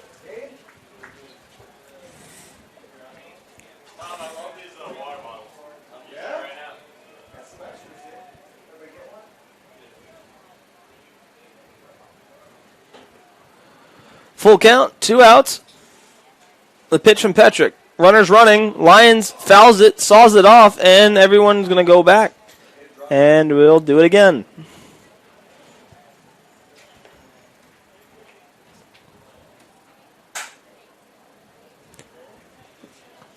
We'll try not to completely update you every 5 minutes on here, but the Tampa softball team has now made it 11-0 against the Palm Beach Atlantic Sailfish over there in Palm Beach. So Spartans doing well both in baseball and softball here against the Sailfish tonight. Petrick looking in. Full count, 2 outs, runners on first and second here in the bottom of the 5th. The pitch, Lions hits it deep, way back, and that ball's headed for a happy hour, folks. Save me a seat at baseball. I'll see you after the game. Score is now 5-0. Spartans lead. Lions, like I said, has been hitting really efficiently as of lately, but has continued to hit on his hot streak. Spartans lead 5-0, and I can't imagine there won't be a pitching change here soon, but Lions gets the home run chain. Vlad makes an appearance, the Tampa mascot that they've kind of created this year. And next up to bat for the University of Tampa Spartans, number 29, Luke Glancy. Glancy also been hitting very efficiently on the year. He's 1 for 2 today in the second, got a single, advanced all the way to second, and flew out to Hausen in right field in the fourth. So we'll see how that plays out. And strong hit by Glancy. That's going back. That will go towards the wall. Glancy's rounding second, and he'll stay at second. So Glancy been crushing it. Stand-up double for the man himself.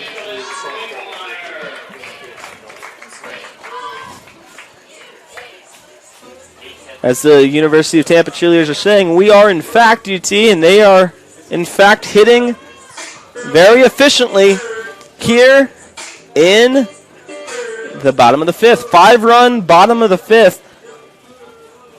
Jack Ike went to go get a hot dog. He's going to come back and see 5 on the board. I come on and do my relief broadcasting job.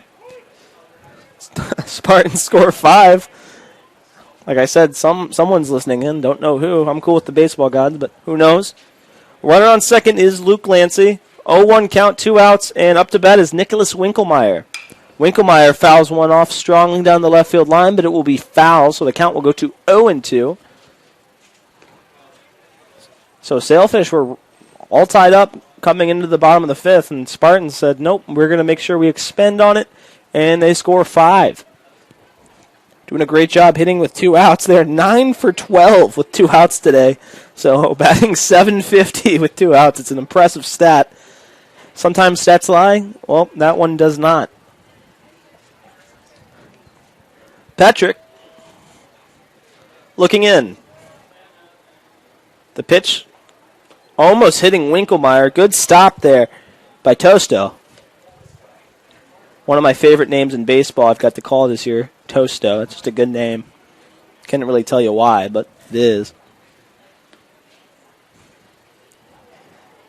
Patrick looking in. Winkelmeyer looking ready to hit. The 1-2 pitch. Another pitch in the dirt. Another good stop by Tosto. Count goes to 2-2. Runner on second with 2 outs.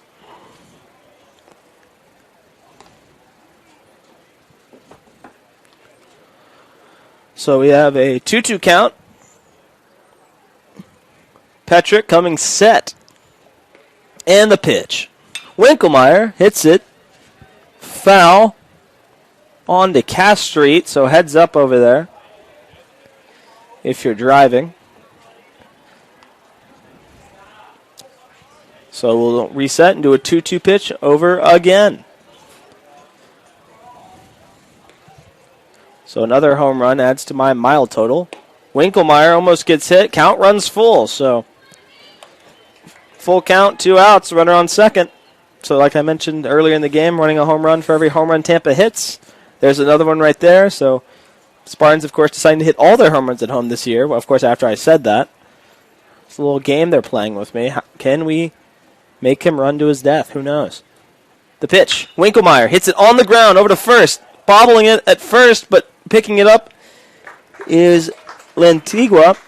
And that will take us to the top of the 6th. So in this inning, Spartans score 5 runs, making the score 5-0. Number 1 ranked Tampa Spartans here in beautiful Tampa, Florida, leading 5-0 against the Palm Beach Atlantic Sailfish on TampaSpartans.tv.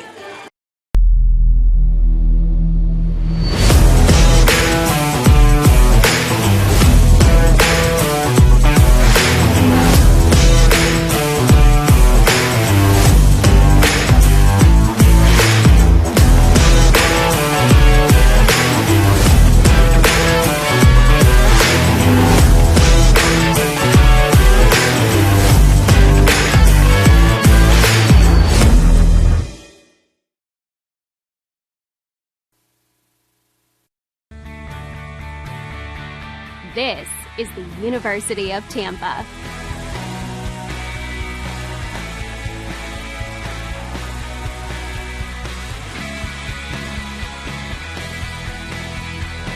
Explore your dreams. Discover your talents. Get ready to invent, innovate, and be a leader. This is the University of Tampa.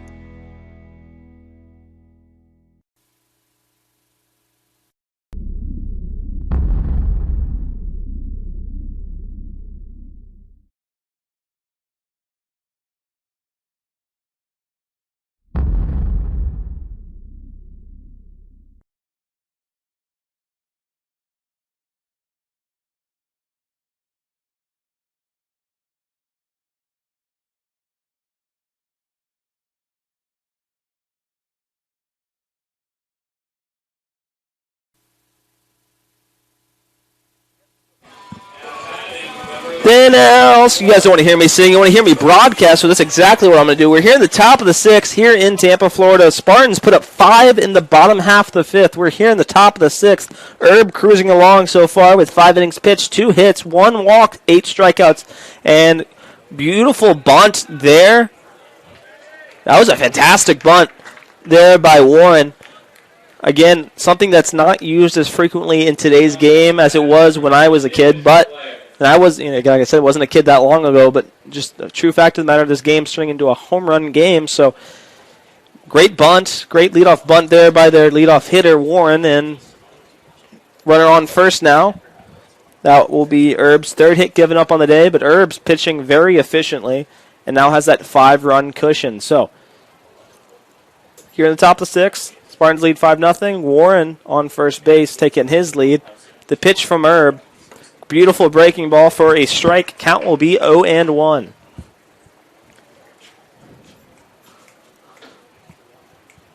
So the sun playing with us. Is it setting? Who knows? Partially. There's a cloud behind us, so we'll be able to tell. But the lights are starting to kick in here, so it's almost nighttime here in Tampa, Florida. 0-1 count. The pitch by Herb. Warren is off and running. The throw down. Almost hitting Warren. That will be a stolen base for Warren.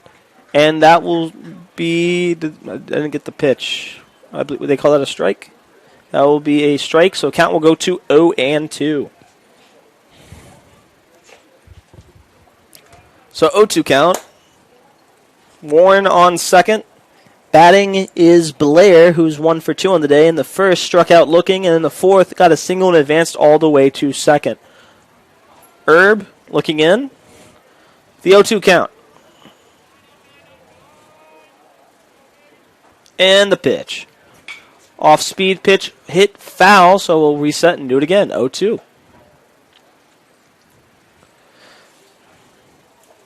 For those who don't watch baseball frequently, it was probably boring for you through the first 5 innings, but once we got to the bottom of the 5th, Spartans came out and started hitting with 2 outs especially. Lions with the 3-run home run that completely broke this game open.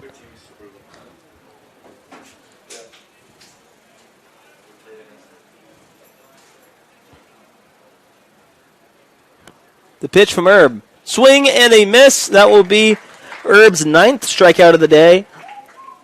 And that will be Blair's 2nd strikeout of the day. This one at least swinging. Now batting for the Sailfish will be Lantigua. 0 for 2 on the day. Both, speaking of strikeouts, has 2. First and the 4th inning, Lantigua struck out. 1 out. Runner on second is Warren, who stole a base after getting a bunt base hit for a single. The pitch from Herb. Base hit. You would think Winkelmeyer actually doubles them, and that will take us to the bottom of the 6th. Tampa playing really efficient baseball on TampaSpartans.tv. Tampa 5, Palm Beach Atlantic 0. Being a champion takes more than talent, more than the perfect pass, more than using your head. Being a champion takes the spirit to always push harder, the ability to overcome any hurdle, and the fire to be the best. Welcome to Division 2, where the pursuit is yours to create. And the question isn't, can you do it? It's, will you?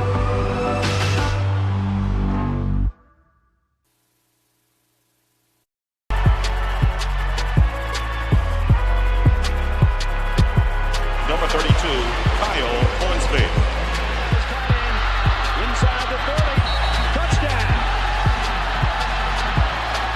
Michaela burns it. Incredible finish by Hall. The NCAA and its member schools offer nearly 500,000 college athletes a path to go pro in something other than sports. Learn more at ncaa.org/opportunity.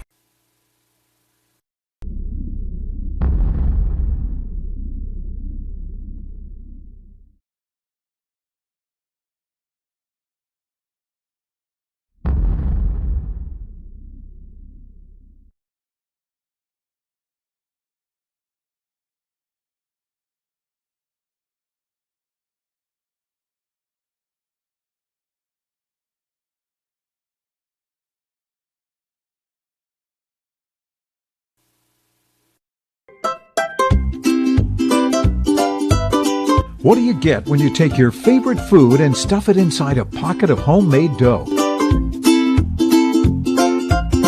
Cooked perfectly until golden brown. It's a mouth-watering empanada from Mr. Empanada. No one makes a better empanada. Take Ted Webb's word for it. Almost as good as my mom used to make. Check out our website for a location near you, MrEmpanada.com. We're back here in Tampa, Florida in the bottom of the 6th. Tampa 5, Palm Beach Atlantic 0. We're on call for the Mr. Empanada call to the bullpen. Jack Ike back with us. If you could give us who is coming into the game. All right, David Chenoweth is coming into pitch, number 44. He has a 1-1 record on the year. This is his 6th appearance of the season and has 9 innings pitched, 6 hits, 2 runs, both of them earned, walked 1, I should say, struck out 5, and has an ERA of 2.0. No. So it took a while, but the Spartans finally got to Patrick, didn't they? I said something must be listening in to us and figuring it out because everything seems to be on cue tonight. Spartans put up 5. Lions, of course, it's a home run, and Tampa with that double play to end the the top of the 6th. We're here in the bottom of the 6th now, and leading off is the leadoff hitter for the Spartans, Jordan Lala, who has a double on the day and scored a run in the 5th. That will be a strike. Did he go for a bunt? I was looking at the thing. Yep. Okay, so it'll be 0-1. He started it last inning, didn't he? Yeah. The leadoff hitter? Yeah, Spartans hit around, and a lot of efficient bunting by both squads. Warren with a great bunt there for the Sailfish, and Drew even had a better, like you mentioned, he had a bunt down the third baseline and move a runner over, almost got a base hit in his own right. Chenoweth pitches it, and it will go foul, so count will be 1-2, as you can hear the sounds of the city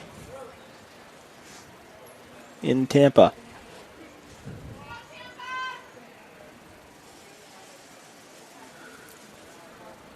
Chenoweth comes set, the pitch. Lala hits it, driving it. And it is caught out there by Hausen. It gave it a good ride, but right in front of the warning track. That will be the first out here in the bottom of the 6th. And now batting for the University of Tampa Spartans, number 2, Drew Earhart. Drew 0 for 2 on the day. Did have that sack bunt I just mentioned. So that's where he's sitting at, looking for his first hit of the day. Chenoweth, the pitch. Like an off speed of sorts. Count will be a strike, 0-1. Or pitch will be a strike. Count will be 0-1. Pitch in the dirt. Think it might have hit the umpire. Yeah, and 1-1. Fingers or something. Hopefully did a little dance. Okay, there. Yeah.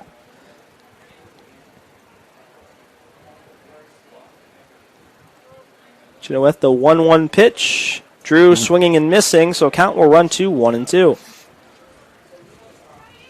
High fastball gets the best man here in baseball. 1-2 pitch. Swing in the dirt. Drew running it out to first, but that will be out number 2 here in the bottom of the 6th. Chenoweth's first strikeout coming into the game. And now batting for the University of Tampa Spartans, number 19, E.J. Cumbo. Cumbo had 2 infield base singles, both in the 1st and 3rd, advancing to 3rd in both of those, and in the 5th struck out.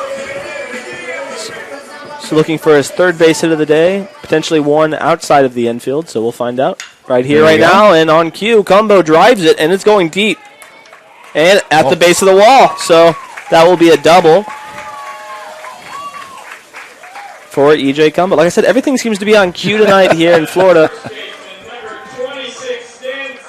Talk about efficient hitting. The man up to the plate has been very efficient hitting the baseball here today. Has 3 singles, and one of them he scored a run and produced an RBI. So, well, I think the Spartans had 10 hits, no runs. They had 1 hit, 11 runs. Yep. And all of a sudden they ended up with 5 runs and 12 hits. Yep. Now they're 514. And it just took them a while to start grouping their hits together. And Patrick didn't really do a bad job pitching at all. He was getting out of innings and just had one inning that just happened to get broken open. So, runner on second is Cumbo. Sullivan batting, hits a fly ball down the left field line. Third baseman running after it over there in the corner. And out of play. Yep. Couldn't tell over there. Just out of his reach. Yeah, so count will be 0-1. Sullivan get another chance. A single, I would imagine, would score Cumbo.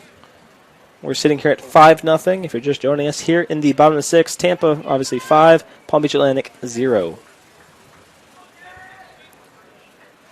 Chenoweth, the 0-1 pitch. Sullivan turns on it, down the first base line, tries it behind his back, and play it first. Ooh. Called him out. Yep. Hopefully Sullivan's okay. He is limping down the first base line, but we'll just leave it at that for now. Tampa 5, Palm Beach Atlantic 0, headed to the top of the 7th here on TampaSpartans.tv. So why are you at PBA? Because I wanted to be in a Christian environment. Because I love the community. A million opportunities for me to get involved. I really find myself growing here in my walk with God.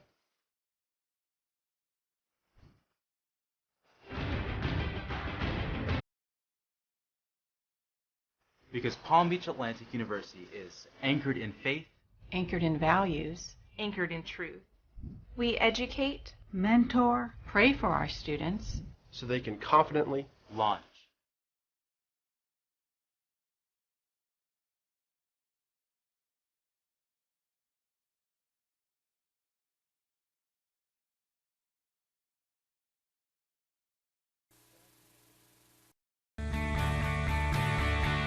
This is the University of Tampa.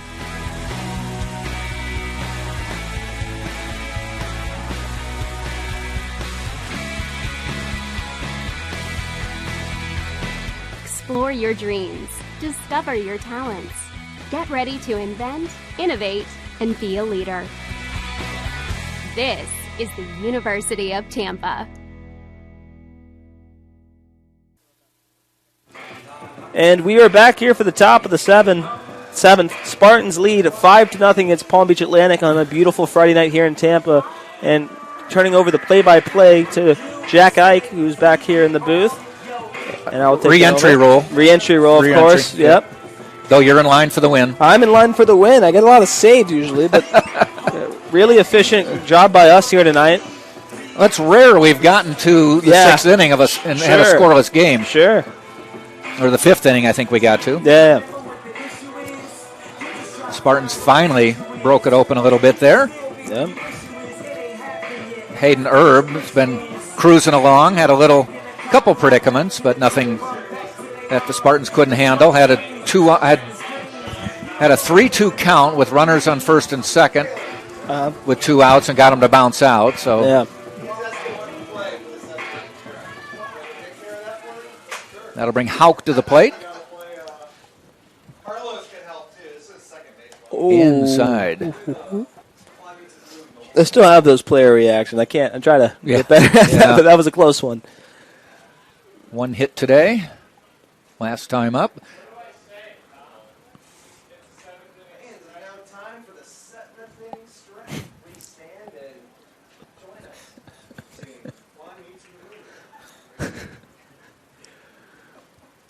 Fouled off, 1-1.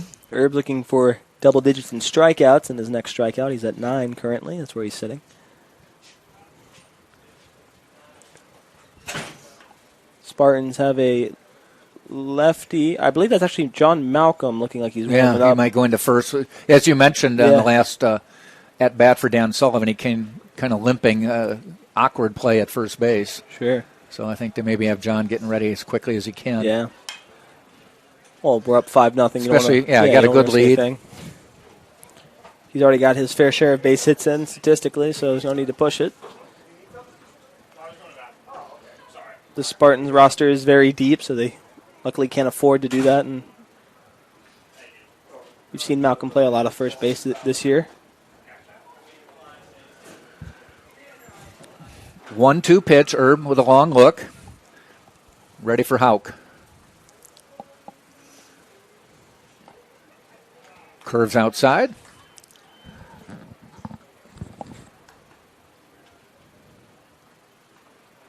There was a video on YouTube the other day. Sure. You just saw what Drew Earhart did to block that ball. Yeah. The Yankees, the catcher, yeah. No, it was a youth game of some sort, or high school, maybe college. Sure. And the umpire called him out for the third strike. Yeah. And everybody, even the catcher, was like, what? That's a rough one.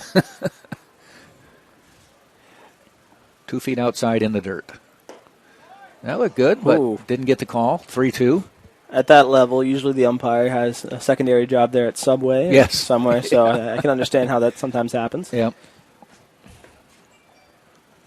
Now, if that happened at this level, there might be some words exchanged, but it wasn't even a breaking ball. It was just flat outside. Full count to Houck, the pitch. Tipped it foul.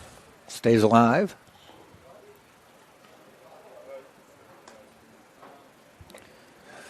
Herb likes the baseball. We'll keep it. Herb being very efficient. Somewhere in the 75, 76 pitch count. Yeah, which is good when you're in the seventh. Yeah. Somebody is warming up now. I want to say that is Ross. I texted him after that game against St. Leo when he actually gave up the 3-run homer that took the lead. So it was not obviously one of the greatest moments. He goes, happens. It's one of those things that you learn from and get better from, and he's been really efficient all year. He just had that one bad outing, so it'll be interesting to see how much energy. He's already an energetic guy, so I'll be shocked to see if he doesn't come out with a lot of energy when he comes in. Just missed the corner. That was close one. Second walk of the day for Herb. Sure. We'll bring up Manto. But my prediction would be you're going to see Dalton Ross really fired up here to pitch, just from speaking to him. It is nice to see Sullivan is out there at first still, and he seems to be walking. So,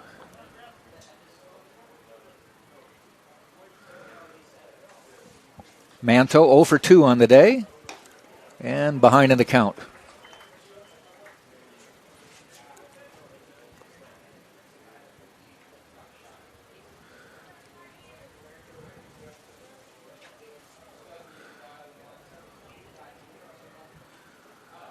Oh, 1 pitch.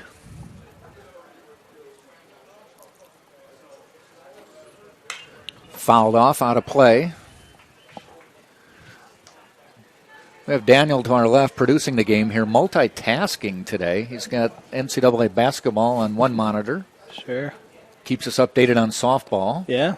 And rolls the commercials here, checks our audio. Sure, he does a lot. Really good at multitasking.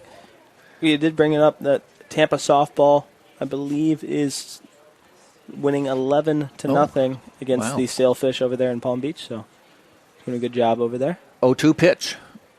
Outside. Beautiful pitch. I mean, missing, but still, the break on that was nice. And you could tell that Manto was like, do I? Too late. It's a tough one, yeah. Especially with 2 strikes. So you're like, do I stay in? Do I fight? Or who knows?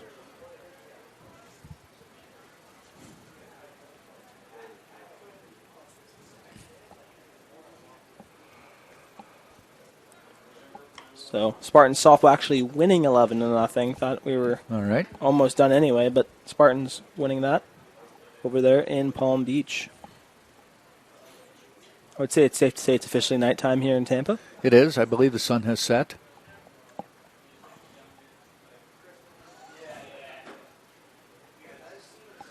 One-two pitch.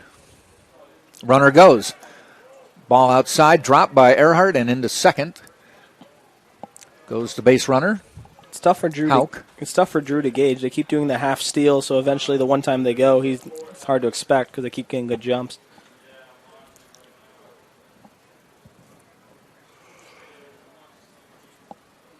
Two balls, two strikes. Umpire hoping they notice for the scoreboard. And they do.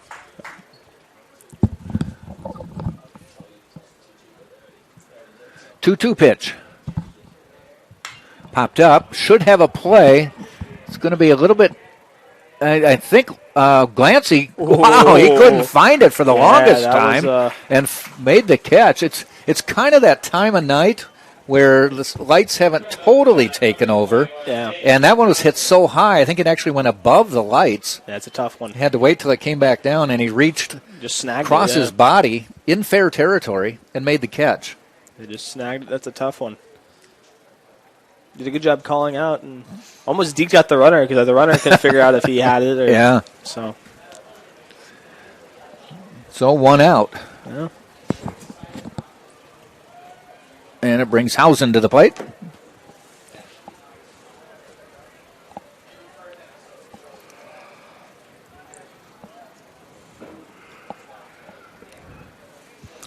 Chase him back.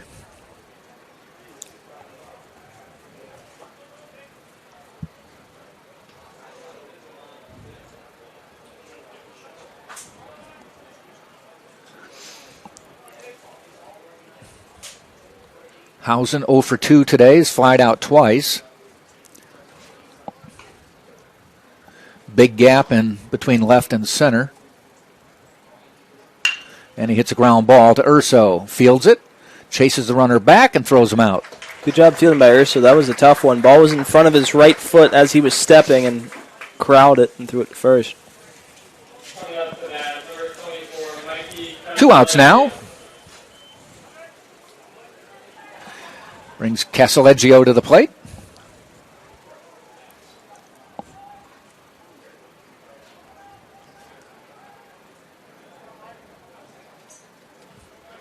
Struck out once, walked once. Has a runner in scoring position. Ground ball up the middle. Urso's there. Behind the base, makes the throw. Inning is over. They do get a runner, got to second, and that's where he will stay. And we have played 6.5, and it is still Tampa 5, Palm Beach Atlantic nothing. It's 7th inning stretch time right here on TampaSpartans.tv.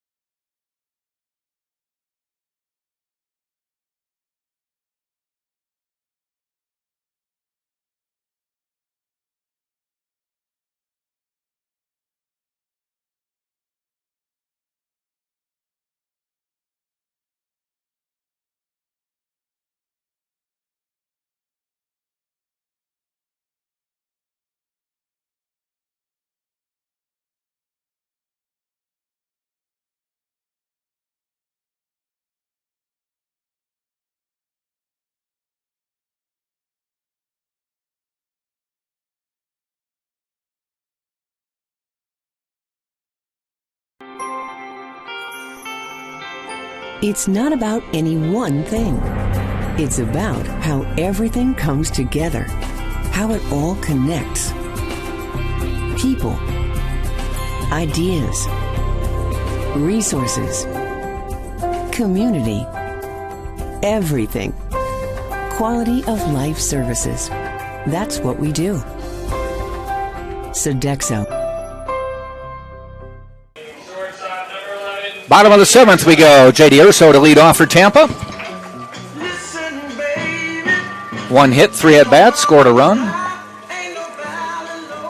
After J.D. Urso, we're going to do the Tear Talk question of the night. The answer from last week was Tony La Russa And what was the question, though? The question was, what two World Series managers came to the University of Tampa at the same time but did not play baseball on the baseball team? Answer was Tony La Russa and Lou Piniella. So wow. Question we'll have here shortly after J.D. Urso's a bet.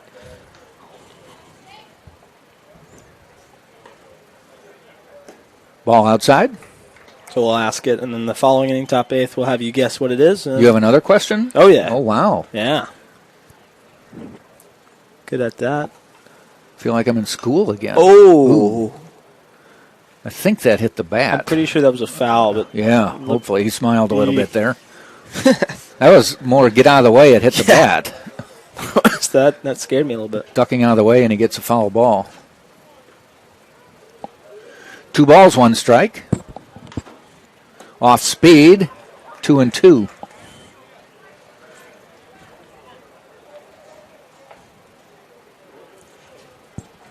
Tell you, Chenoweth just gets up there and ready to throw. Yeah. 1 hopper blocked by Tosto. Kind of like the pitcher from St. Leo last week. Can't remember the name off the top of his head. 7-footer. He pitched about 3 pitches in the time it takes me to pitch 1. So it was interesting. 3-2. Ground ball out to short. Oh, Casalagio has a bounce off him, and that'll be an error, putting Urso on first. Yep. Oh, real quickly before Mr. Lorenzo gets into the box, Tater Talk question of the night. We all know John Matuzak on the football team was the only number 1 overall pick the Tampa had on their football team. Correct. But could you name me what movie he starred in and known for? We'll have you answer that. Do I have to answer it? Or? At the top of the 8th. We'll bring it back up. I just want to bring the question out there, let people have time to think about it. All right, cogitate on that. Yep.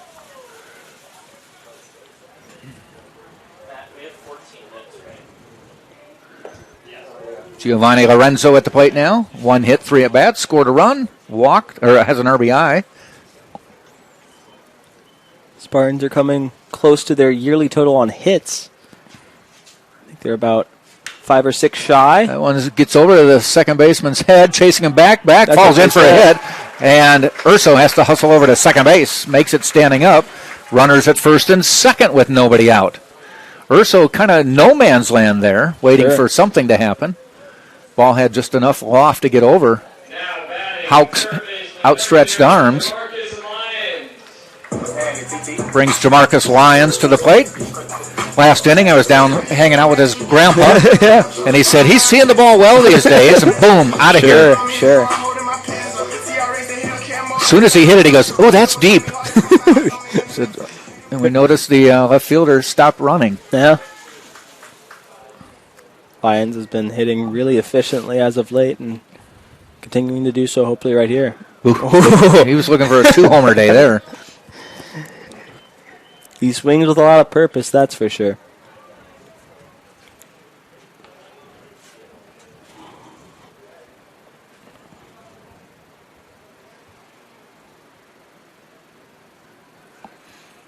One strike, 2 on. Oh. Pop foul, giving chase is Lantigua, but it's out of play.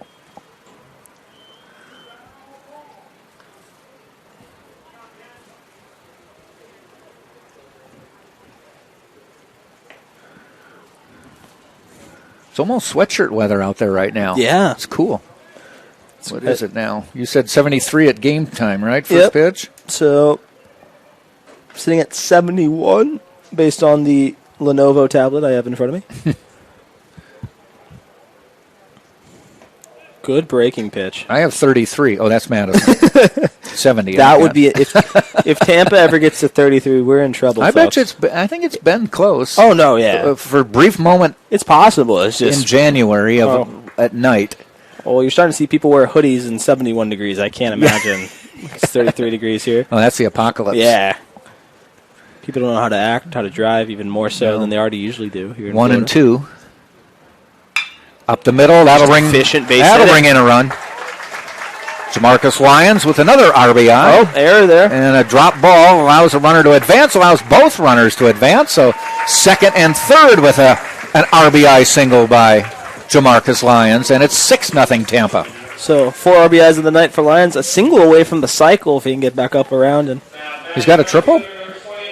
He does. Oh no, triple away. My bad. Sorry. Okay. Threw that around backwards. Okay. Yeah, he's a triple away from a cycle. I heard something in my head differently than what I said. So Spartans lead 6-0. Glancy also got a base hit when you were over there talking to Mr. Finally Lyons. the Spartans bunched their hits together. 6-zip, no outs. Runners at second and third. Glancy, who has hit the ball well today. 2 hits, 3 at-bats.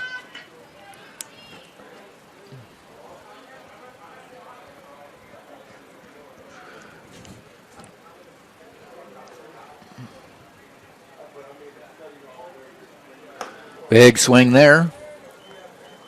And that one out he had in to the right field just kept carrying, almost actually left the ball back. So he's been really coming to his own. I think that was as high as it was deep. Yeah, it was. It just if he'd have kept going. just sliced a little off the height, he'd have put it out of here. And foul. Just a bit foul. Just left of the foul. That is why when you're on third base, you stay in foul territory. Sure. That's what they teach kids. Yeah. You get hit and you're in fair territory, you're out. Plus, it doesn't feel good either. So yeah. Other factors. 1 ball, 2 strikes. Glancy waits. Goes after that one. Gets away. That should score. Well, Glancy. All right. Lorenzo scoring for the Spartans. As that ball got away on the swinging strike. So a drop third strike. Puts a runner at first, brings in a run, and moves Lyons to third. So runners now in the corners in a 7-0 game. I think I know the answer to this, but I still want to ask. Glancy doesn't get the RBI on that, right? The drop third strike? I think yes. I don't, but I'm not an expert on that one. Yeah. Here, give me 1 second, folks. I'm going to go ask.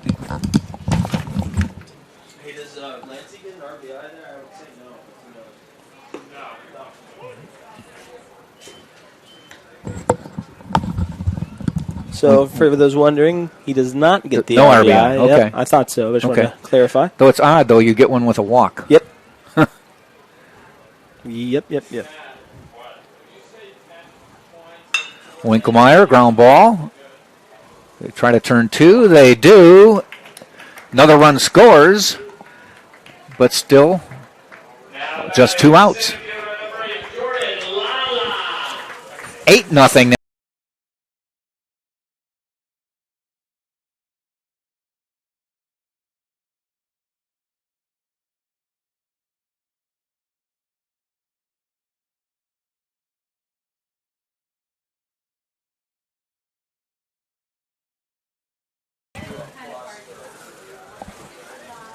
Jordan Lala at the plate now.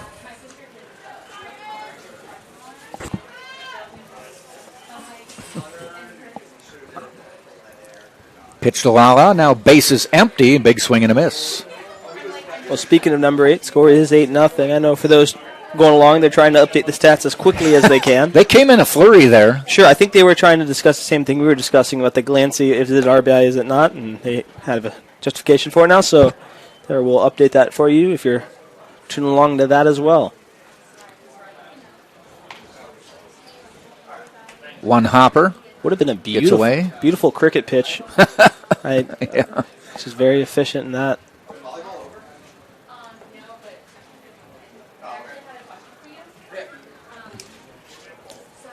The rumor mill here up in the booth is Tampa women's volleyball playing right now. Think they're going to win. Don't know. Don't have anyone on the stat sheet. We'll let you know when we find out who they're playing and what the score is.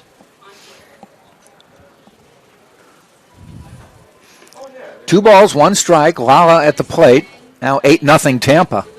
Fly ball heading out to left field. That may be tough, giving him range, and falls in, base hit. Oh, tough. That's going to be a double for Lala, bouncing in front of Ebo.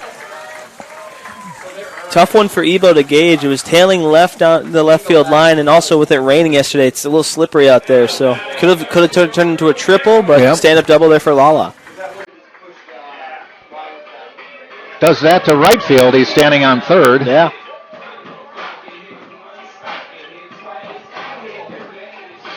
So Drew Earhart to the plate.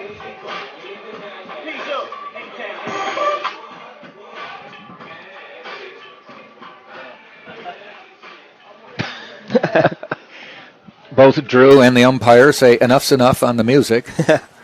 Let me bat.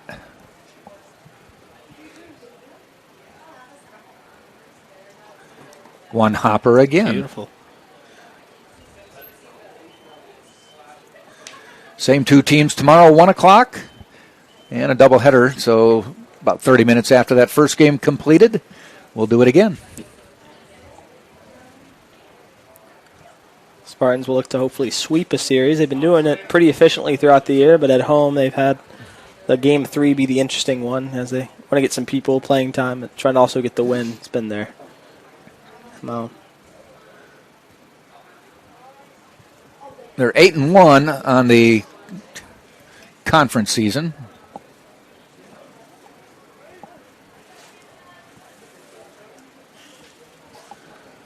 (23-3) overall, so about the halfway point of the season right now.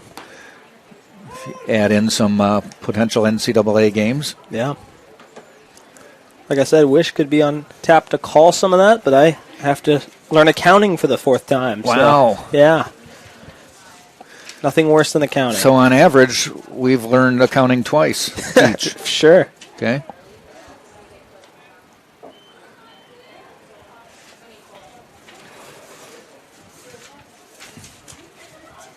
I do know how to balance a checkbook, though.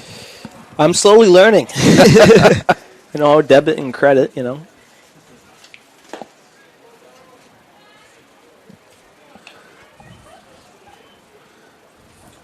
Like right now with school, debit, fun, credit, homework. So it's been kind of what's been going on, at least in my life. But Spartans lead 8-0.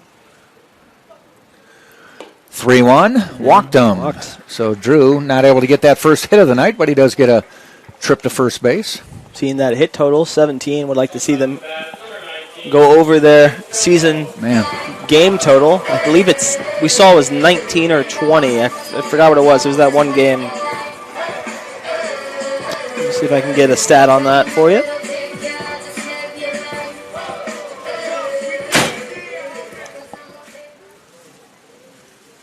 Cumbo at the plate now. 3 hits, 4 at-bats. Strike one. I tell you, the top 5 in the Spartan lineup is just a murderer's row. It's really deadly. It's one of the best lineups in Division II baseball for that reason. Everyone hitting over 300 pretty handily at this halfway point. Popped up. That should be in play. Third base is there. Shortstop. Collegio calls for it, makes the catch. Casalegio with the out. Spartans with 3 runs, 3 hits, left 2. And we have now played 7 full. It's 8-0. Tampa on top of Palm Beach Atlantic right here on TampaSpartans.tv. Champions know how to seize opportunities. When they see moments of greatness unfold right before their eyes, they push as hard as they possibly can. And then they push harder.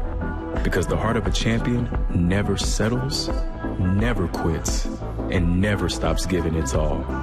We are champions. We are Division II. We go big, we give it everything we've got, and we win. On the field, on our campuses, in our communities, for our causes, in our careers. We rise to become champions in everything we do. We are Division II, and there are no limits here.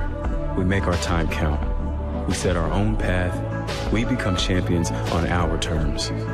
It's time to up your game, because we're here to play and learn. But most importantly, we're here to discover ourselves, our vision, our heart, our drive, to achieve every goal we aim for, because we want to be champions at the highest level, life. At Division II, the opportunities are here. Are you ready?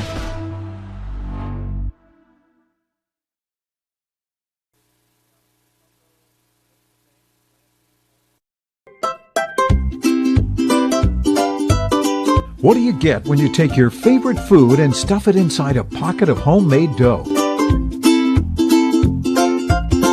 Cooked perfectly until golden brown. It's a mouth-watering empanada from Mr. Empanada. No one makes a better empanada. Take Ted Webb's word for it. Almost as good as my mom used to make. Check out our website for a location near you, MrEmpanada.com. So we head to the 8th inning. Some changes for the Spartans. We'll try to catch you up with them as soon as I find my sheet with all the info on it. Pitching for Tampa is Canny. Let me get some stats on him. Alex Canny, freshman. This will be his 5th appearance of the year. Has started 3 games for Tampa, 13 1/3 innings pitched, 16 hits, 4 runs, 4 earned. Walked 3, struck out 18. Has an ERA of 2.76. 2.70. Josh Rulai is coming in to catch. And while we're talking, Ebo goes down on strikes, first out of the 8th. Josh Rulai is catching. Drew Earhart's moved from catcher to third base. And Jamarcus Lyons has moved from third base to first base. Dan Sullivan out. Dan Sullivan, as Tate mentioned on his last at bat, which was a awkward-looking play at first base, kind of limped after he crossed the bag. Yeah. Canny, swing and a miss. Canny coming in. We both thought Ross might have come in, but of course with the score being 8-0, no need to pitch starter. Canny in his own right has been doing great all year, but coming in instead of Ross. I'll be right back. Just text me if you need me. Tap foul. Quickly ahead 0-2.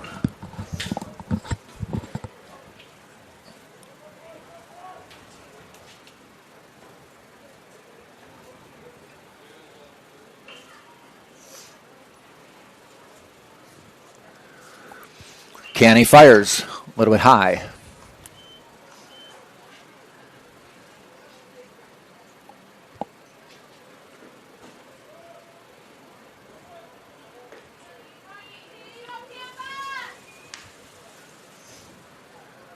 Canny. Good check pitch. swing. Did he go? Did not. They checked on it, said no. Really good pitch there by Canny. 2-2. Those are the ones you're hoping someone chases. Almost did. He thought about it, yeah. He was leaning into it. Ooh, full count. It's a close one.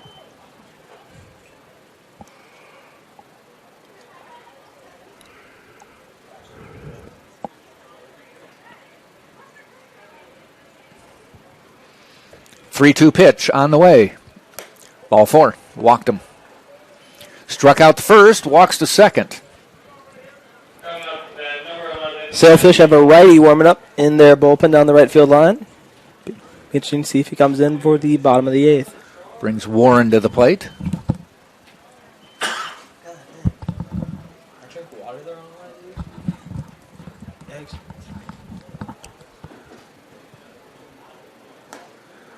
Warren got the first hit of the game for the Sailfish. They have 3 on the day.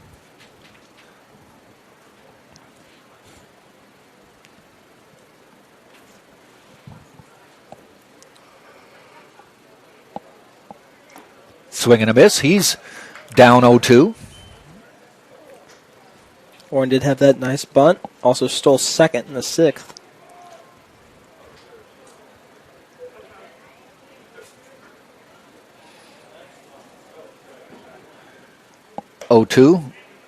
Outside, doesn't bite. 1-2.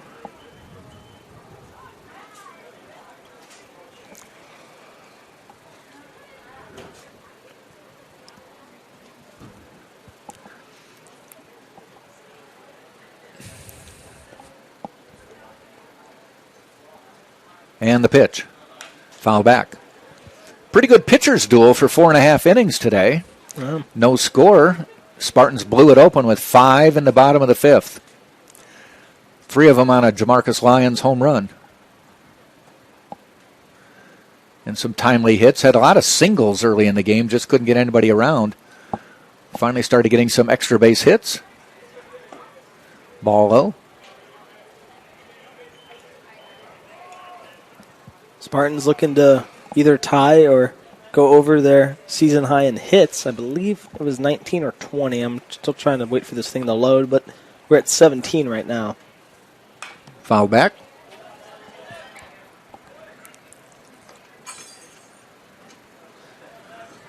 Not uncommon for the Spartans to be in that dozen or more range. No.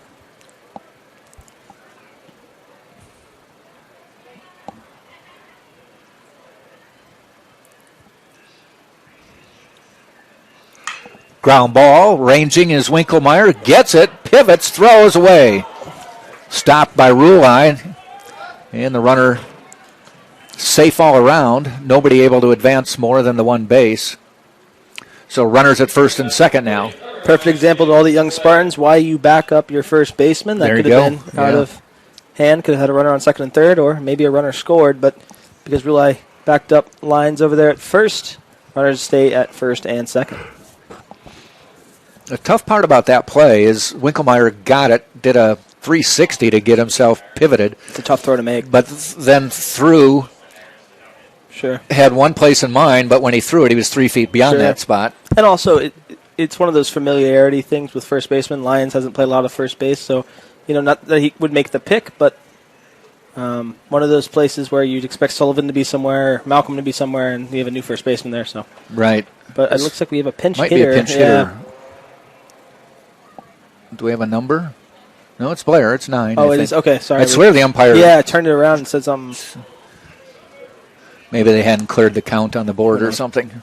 This is Davis Blair. Runners on first and second, 1 out. 8-0 Tampa here in the 8th. Spartans can get 3 hits. They'll tie their season total or season high in hits for a single game, which is 20. So that was against Florida Tech. Look good. Call strike. In that game, they scored 17 runs. In this game, they've only scored 8. So shows you how baseball works sometimes in mysterious ways. Canny, a 6'1", 200-pound freshman from Valrico, Florida. Went to Durant High School. Usually you'll find Tampa is a mix of freshmen, JUCO transfers, and D1 transfers. That is true. That is true.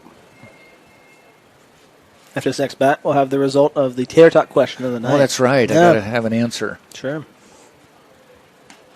Ball low. I have an answer. I don't know if it's right.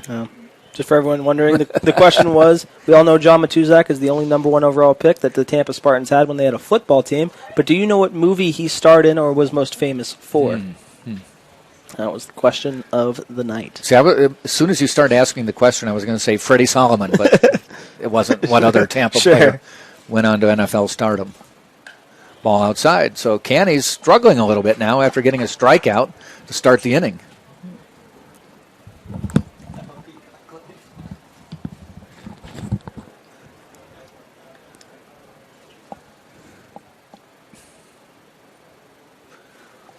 Three and 1. Runners on first and second. And he walked another one. Walked another one. Bases are loaded. So do you have a guess for me, Mr. Jack Ike? I was going to say the longest yard. No, the answer would be The Goonies. Oh. Yeah. Would not have... you would not have assumed that? No, I went with a... That was his star role. Football-related movie. I know Alex Karras was in that. Yep, he was in The Goonies. Google and the everyone else was at telling one me. Time... complete your thought. I'm sorry. No, that was all. Yeah, he was just in the Goonies. The Twos at one time had signed contracts to play for 2 different teams in the NFL. Yep. One in the NFL and one in the World Football League. Yep, that was very controversial. And a judge had to step in and say, son, pick one or the other. Yeah, especially now with how CTE is. That's just not doubling up on. Baseball might be hard on your body, but I can't even come close to imagining double games in football in 1 year. That's a good thing that they came to that decision. Now, there was a story or a doc, I think it was on Deion Sanders playing for the Atlanta Braves and the Atlanta Falcons. And being a Braves fan, and a fair amount of people said he kind of cheated both teams. Sure, yeah, being focused. I'm a Braves fan. Again, I wasn't alive during this time, but my mom was saying it was more of a spectacle. He was trying to play a football game and a baseball game. Had a helicopter, and luckily I'm a Saints fan, so if he didn't do well in the Falcons, that's fine. But she got really mad when he wouldn't do his best for the baseball team.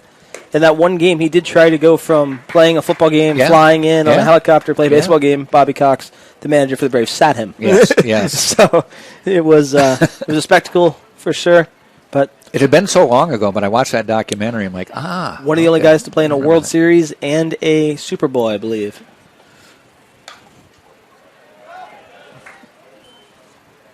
Don't believe he was on the 1995 championship team for the Braves, but was on one of the 90s teams, I believe. Yes. Yeah.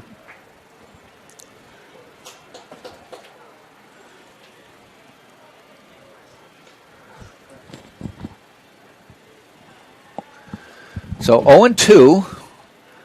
The bags are full with one out. And at the plate is La Antigua. So a significant threat here for Alex Canny. Ground ball. They could turn two and get out of this after all is said and done. They do. No, he's safe. Run scores. Makes it 8-1. We do have Lions at first who, like I said, wasn't necessarily stretching, but I still thought they might have got him by a quarter of a step. Thought they might have had him, yeah. But I mean, not that it's a big deal, but Sullivan's taller. And maybe a 6'4" stretch might have influenced different calls. I think he might have been out regardless, but you're right. It would have been a definite out if Malcolm a little more of a reach, another foot maybe. I really am interested why. I guess I'm going to keep Lions bat in, and he wants to maybe hit for the cycle or try to, but would he be coming up? No, I don't know why they. I don't know. I'm not going to say something I don't know. Yeah, because you had said Malcolm was warming up at one point. Sure. I don't know. All right, we move on. Houck at the plate. Ball outside. 8-1 now as PBA scores. Fourth hit of the game. That was a fielder's choice. Sure. For how efficient Tampa is, they can never seem to get a shutout. They tend to win by a lot, but can never get that. Right. High inside.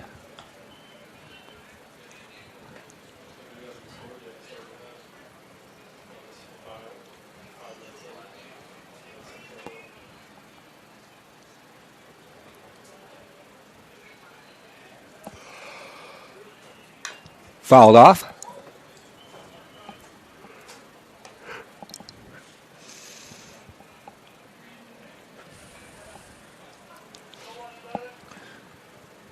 Spartans do have a person warming up. Side armor. Who would that be? I'm assuming that would be Dalton Ross. Yeah. Maybe they do send him out there. I thought maybe they'd save him for tomorrow, or maybe he's warming up for tomorrow. Might be just stretching a little bit. That one is hit. Glancy. Good play over makes there the catch. Basket catch nice. Right there. So the one run is all they get. We will head to the bottom of the eighth, and it's 8-1 now, Tampa on top of Palm Beach Atlantic on TampaSpartans.tv.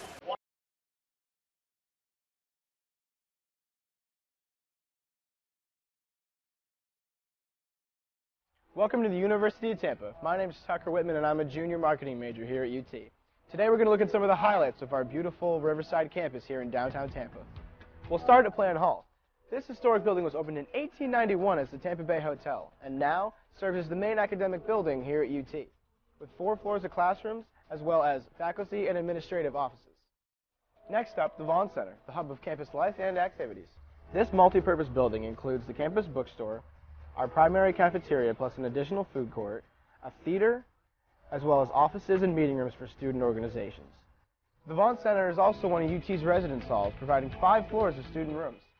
Morsani Hall is another residence hall here at UT. In addition to housing approximately 450 students, this building offers another selection of eateries as well as a small grocery store. Now let's check out the Sykes College of Business. This academic building houses classrooms and faculty offices for UT's undergrad and graduate business students. This building also has a real-time stock trading room. Right next door is the Sykes Chapel for Faith and Values. This gorgeous interfaith chapel features a large main hall complete with a massive pipe organ, as well as meditation rooms and meeting rooms. Student health care is a major priority for us here at UT. The Dickey Health and Wellness Center is accessible to all students and provides high-quality services including basic medical care, counseling, and wellness programs. On the east side of campus, you'll find the McDonald-Kelsey Library. Here, students can learn from a large collection of books, periodicals, and digital databases. They can also take advantage of our numerous study rooms and computers. The Academic Success Center is another great resource for students. This is your one-stop shop for academic advising, coaching, and tutoring services. Whether you're a seasoned athlete or just want to shoot some hoops, the athletic facilities here at UT are hard to beat.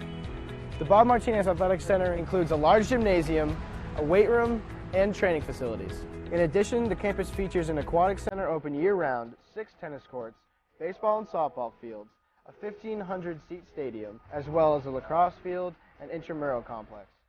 Need a break from studying? Head to Falk Theater and catch a play. This 1,000-seat historic theater serves as a home for all major performances made by UT's Department of Speech, Theater and Dance, as well as special guests. This is one of UT's newest facilities, the Innovation and Collaboration Building. Here you will find UT's very own Starbucks. In addition, classrooms, cybersecurity labs, study lounges, and the Loth Entrepreneurship Center, designed for student entrepreneurs to launch their startups. Thanks for joining me today. If you enjoyed this video tour of UT, we'd love to give you one in person. For more information or to schedule a campus visit, go to ut.edu.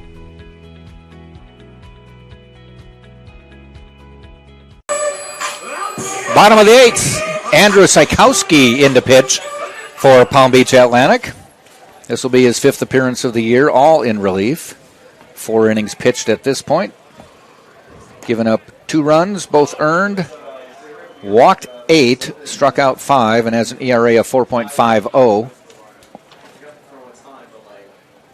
Sykowski is from Bradenton, Florida. Swing and a miss to Josh Rulai's first appearance since coming in as a defensive replacement last inning, behind 0-2.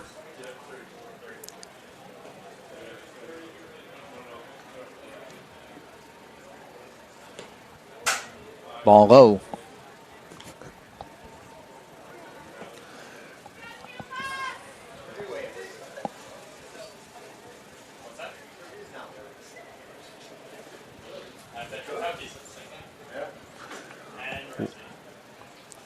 Popped up. That is playable. Hit a mile high. Looking forward is Lantigua taking over as the second baseman, and Hauk makes the catch. J.D. Urso to the plate now. It's one of those.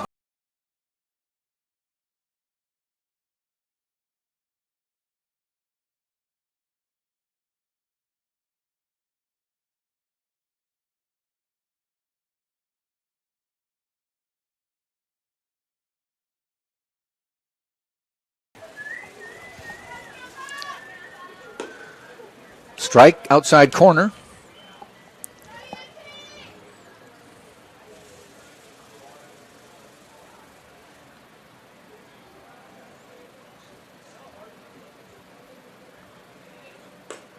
Ball way outside.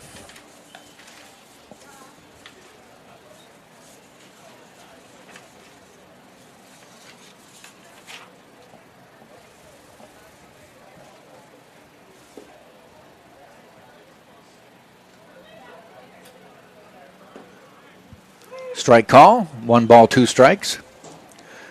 2 more home series to go after this weekend. Spartans are going to have a little bit of a break.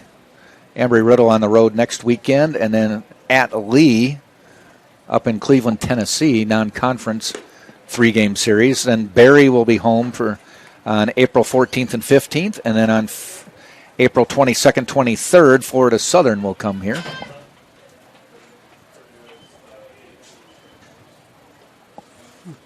So after this weekend, we have a little bit off, Pen.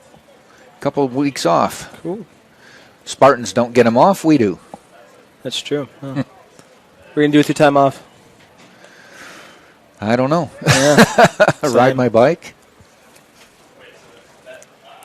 If you're proficient in market research, you want to help me on a project. That's probably all I'm going to be doing the next 2 weekends.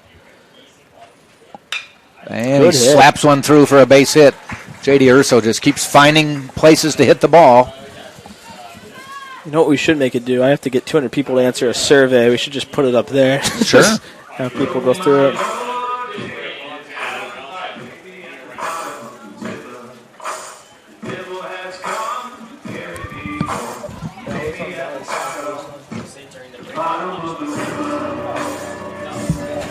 Adam Hunt coming in to pinch hit for the Spartans for Giovanni Lorenzo. Probably watch some Braves as well. With the spring training going on, missing some of that. Some college basketball.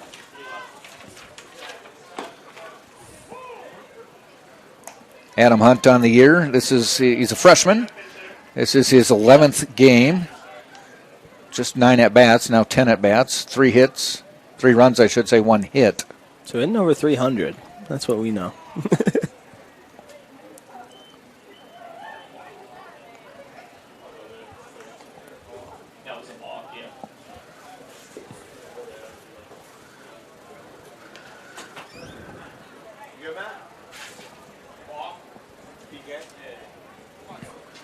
So down to second on the balk goes Urso, scoring position now with 1 out. Oh, I'm not trying to correct you here. I did see. I think you're the line below because he has 1 hit on the year. That's what I said. I corrected that. Oh, you did. Okay, I'm sorry. I first thought he had. My bad. I said 300, and then I was like, wait, it says 1 hit. I read the wrong line. I saw 3, but that was wrong. No, you're good. 1 hit, 9 at bats. Like I said, I wasn't trying to correct you. I just heard that saw and was like trying to calculate in my head. I was like, oh. 111 average on the year. So if he comes up with a hit here, he's up to 200. He'll gain 89 points on his batting average with a base hit. You got to love that, though, when that happens. Early in the year, yeah.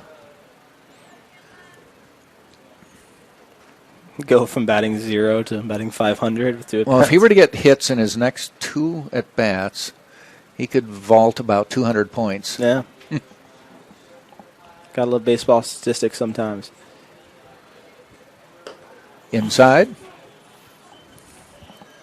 2-2 now. And a very good chance he could get an RBI. Sure. It's impressive how Urso can recruit, or Mr. Urso can recruit all the these tall, stout first basemen. Yeah. It's just over the years. There's 3 of them on the team right now. Yeah. And there's the hit. That may be extras. That's going to be an RBI. Is he going to head for 2? Yes. Digs, slides, safe, run scores, 9-1 Tampa. Like I said, everything seems to be on cue tonight here for the Spartans and up here in the broadcast booth. So good hit there by Hunt, second on the year. So like you said, goes up a couple points on his batting average. So he's now 2 for 10. Went up from 111 to 200 in one swing of the bat. Picked up an RBI, which would be his second. So he doubled his RBI output. Don't want to jinx anything. I'm hoping to see something pretty cool right here. And now Jamarcus Lyons to the plate.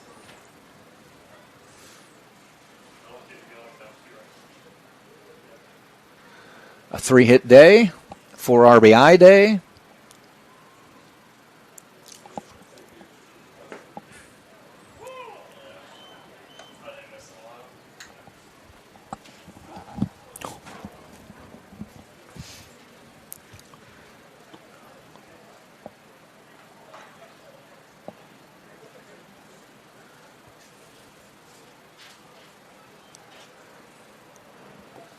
And pop foul.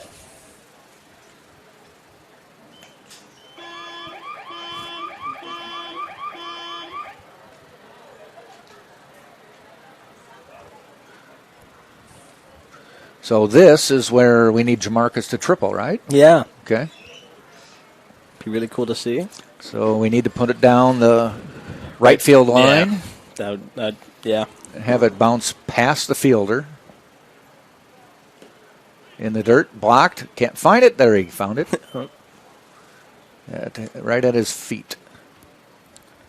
Assuming I've seen Jamarcus Lyons hit a walk off my time here, so it'd be cool to get another cool thing to see. I'm sure his grandfather is impressed with his day. They're still there, yeah. He said it was cold. They got the hoodies on and pulled them tight.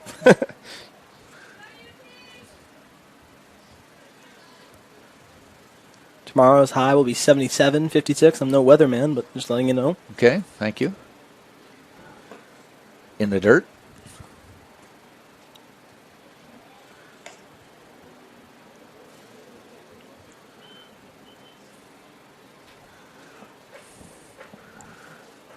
All of a sudden, the crowd is just quiet. I guess they're just kind of waiting for the end of the game. Sure.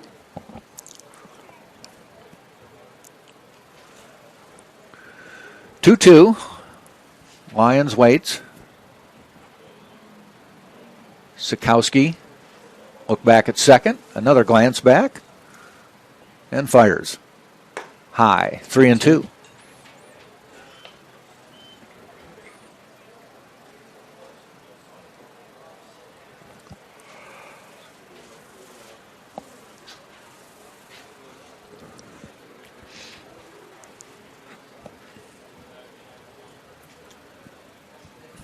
Full count, 1 out. Runner will be staying close. Ground ball, 1 hop, booted. Don't think he just keep running. yeah. See if we can get a triple. I'd say 3rd error of the day.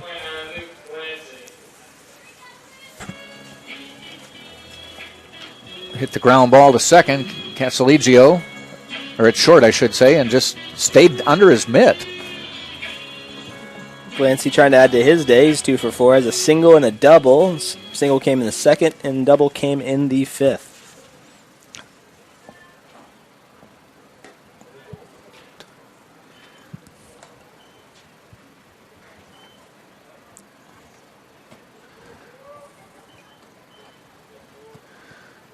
Spartans now up to 19 hits. That was an error, though, for Lions.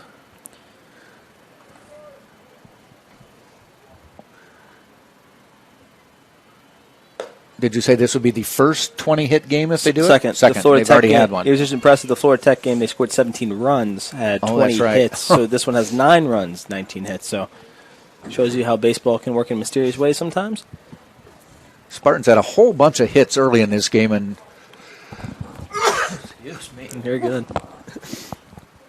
And nothing to show for it earlier. They had 1 run, 11 hits earlier in the game. It's balanced out somewhat, 9-19 now. Yeah.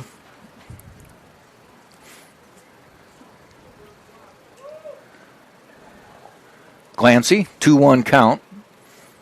And the pitch. That one gets away, and coming to the plate. Is he going to make it? Yes. Adam Hunt scoring. Down to second goes Lions.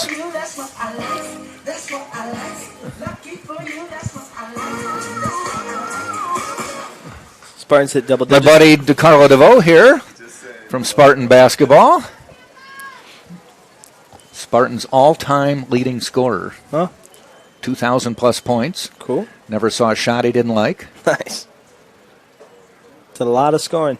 It is. About 2,000 points more than I have scored here. It is, exactly.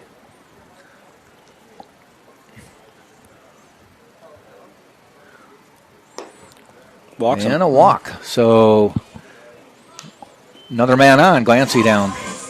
To my credit, I do have a backwards free throw at a halftime show at USF. Did you win something? Oh, yeah. I won a USF T-shirt that I immediately handed to a kid. T-shirt is all they gave you? I'm not a USF fan. I did the horns down, took the shirt off, I had a UT shirt under it, and it went well. But nonetheless, Tampa didn't win that game, but they got to play against each other. John Malcolm coming in to pinch hit.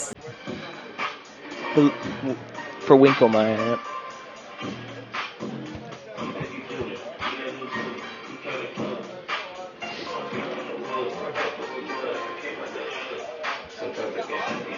So you won the free throw so what at a UT USF game? Yeah, it was at USF. Was that exhibition a couple years ago? Freshman year. Okay. It was you had to make 3 free throws, and I airballed 3 in a row, so I just turned around, shot one, and banked it in, and then act like I did it, made the next 2. I was at that game. Why don't I remember it?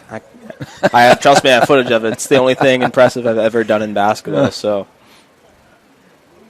I'll show you after the game. Okay. Oh, big swing. Big swing by Malcolm there. You're right. Looking to make it 12 or 13 to 1 with that one. I really do appreciate, I'll tell him after the game, 19 hits, only having 1 home run. It really helping my cause here.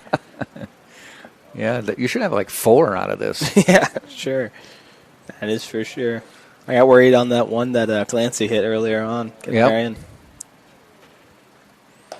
Big swing again. Not trying to help me is Malcolm. He just keeps taking big cuts. But you got to respect coming in, only have 1 at bat. We might as well get the most of it. You just hope he's not too eager. Sure. That with this 0-2 pitch that they don't give him, tease him, and then he goes for it. Yeah.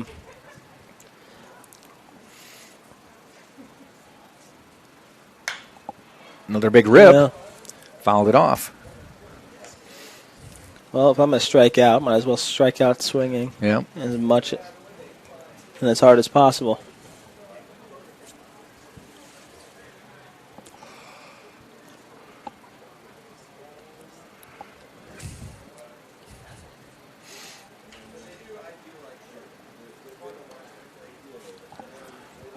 Oh, 2 again with 1 out. And a third big swing, or a fourth, actually. This one he swings and misses and goes down swinging 2 outs. Not gonna lie, imagine if he had his head on there. That would have been hit a long ways.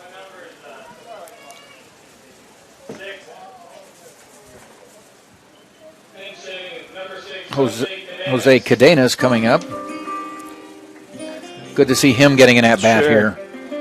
Unfortunate earlier in the year when he got hurt, but I do really want to give credit to the man on first base. Luke Lancey coming in has done a really nice job filling in that spot.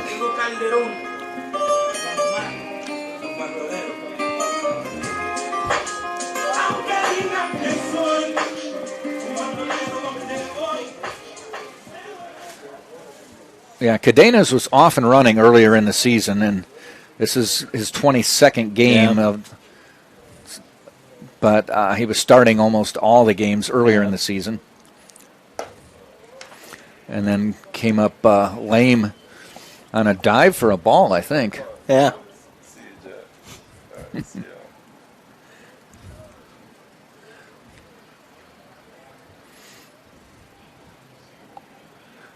So runners at first and second, 2 out. 1-0 pitch to Cadenas. Tips it foul. 1-1. Just shows you how deep this Spartans team is. You can replace and drop and move, and everyone's been hitting efficiently, so.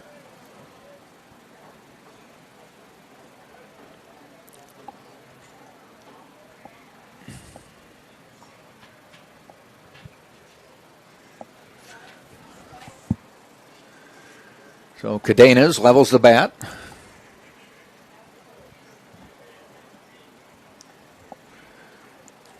Sikowski with the pitch.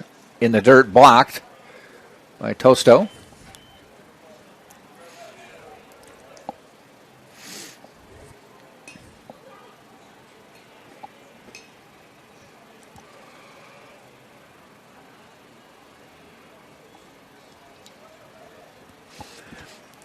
Well, this game was moving along earlier in the day.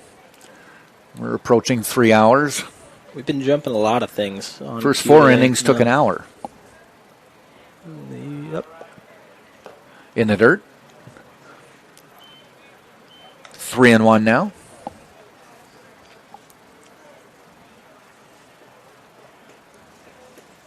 I've got to ask you about that Cubs player coming in, number 27. I don't know his name, but he's from Japan. I remember. Oh, yeah, I was reading about him, but I don't remember that much. I don't want to mispronounce his name. I honestly, I saw his press conference. I believe it says 3-1, check swing, walked him. Bases will be full now. Our intern got the name for us. I want to say it's Saya Suzuki, so I don't know if it has any relation to Ichiro, but I don't believe he does, but comes from the same area. Callister Jorgensen coming in to pinch hit. Yep. Wow. I'm just really hoping he can hit it at the base of the wall. But bases are loaded. Ducks are on the pond. So Jorgensen, freshman. Another freshman.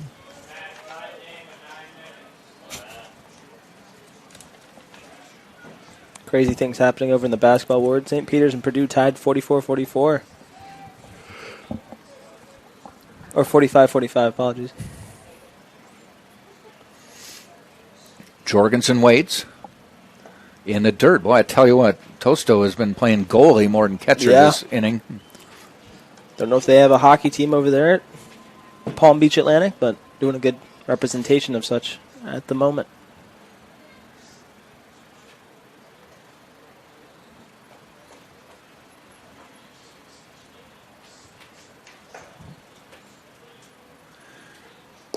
A little bit low there. Nowhere to put him on the 2-0 count.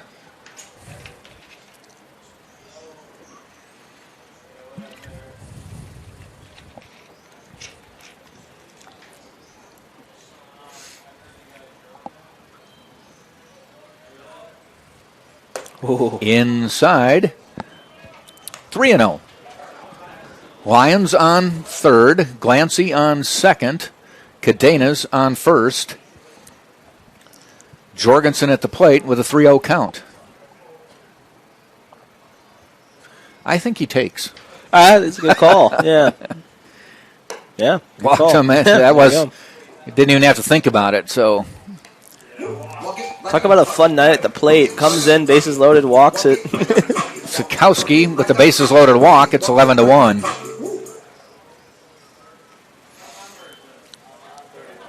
And we have another pinch hitter. Spartans still a hit away from 20. Jeez, Kean Knutson coming up to the plate now. I've heard a lot of things about Knutson and his hitting, so I'm really another freshman from Tampa Catholic. I know it's not a lot of at-bats, but he's got 15 at-bats, or 6 at-bats, 2 hits, so a 333 average. Yeah. It was kind of funny because I went through the Sunshine State Conference stats earlier today, and he was showing up at the top of these lists, and I'm like, you got to have a minimum amount of at-bats. I think it's here. like, 15, something like that? 20? But they didn't go off of that. I'm just trying to think like Major League. There's like a number. I don't remember. As the season goes on, it gets the number goes higher, up. But I'm like, no, you can't really put them in there.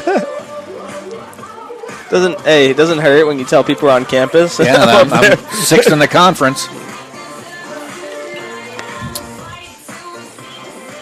I've heard a lot about his hitting, so interesting to see him in here with the bases loaded.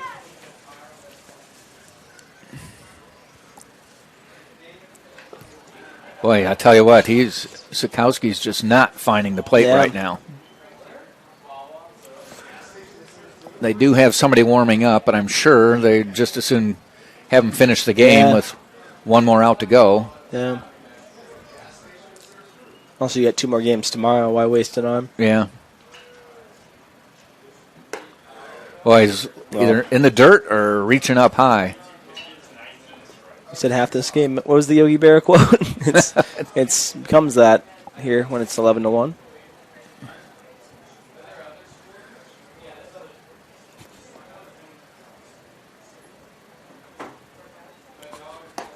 Strike call.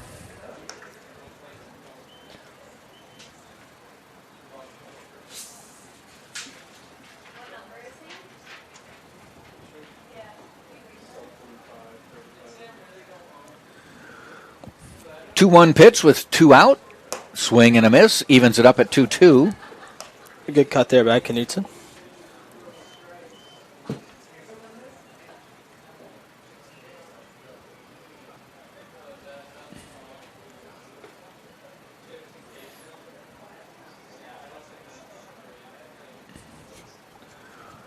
Two with 2 out.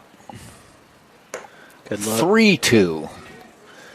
All right, 3-2. 2 outs. Bases loaded. Runners will be moving. I want Knutson to square around and bunt. It would just be the last thing you'd expect here.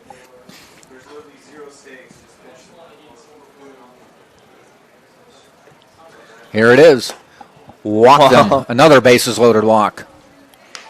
Jorgens and Knutson just having a great day at the plate. Man. Couple RBI for a couple of freshmen. Yep. Finally, Kent Bottenfield says we got to make a change. Still at 19 hits, but we have a new batter, Schlichty, coming to the plate. Only have one plate appearance, I believe, on the year, unless he's had one in a way.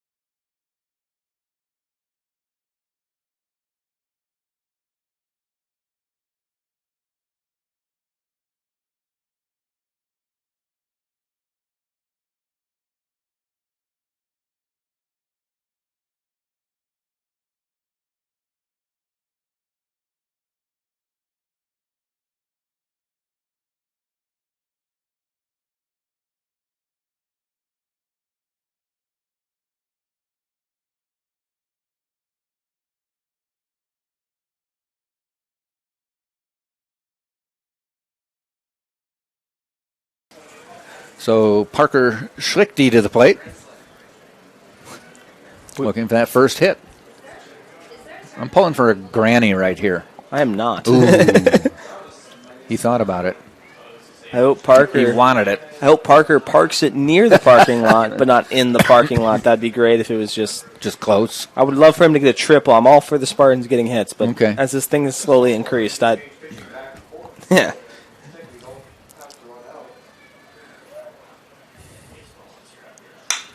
And ground ball fielded, chased to the base. He got him to end the inning.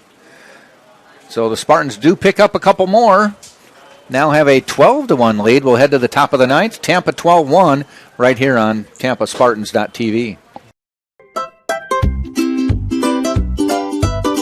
What do you get when you take your favorite food and stuff it inside a pocket of homemade dough? Cooked perfectly until golden brown. It's a mouth-watering empanada from Mr. Empanada. No one makes a better empanada. Take Ted Webb's word for it. Almost as good as my mom used to make. Check out our website for a location near you, MrEmpanada.com.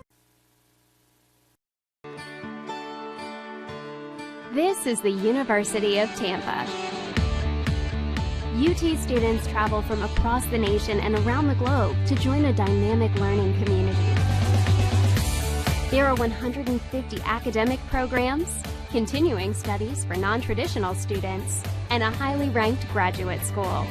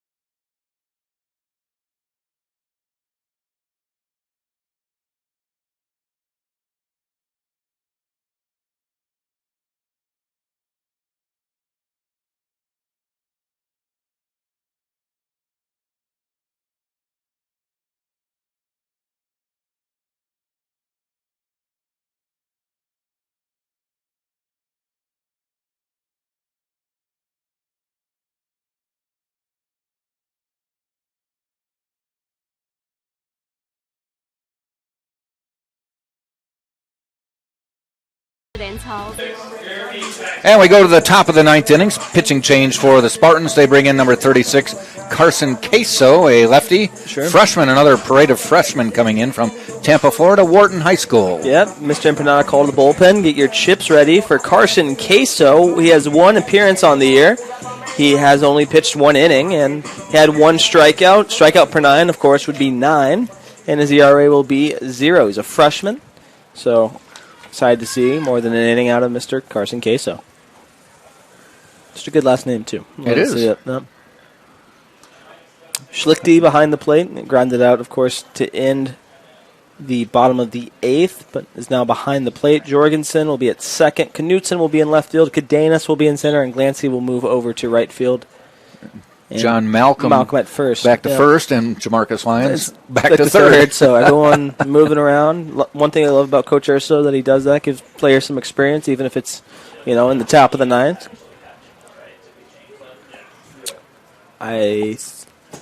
Maybe there's a pitch hitter. Yep, pitch hitter will be number Jeremy 6.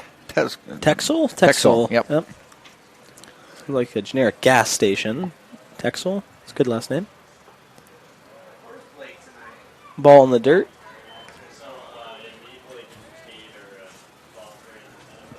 So Spartans 3 outs away from picking up win number 24 on the year.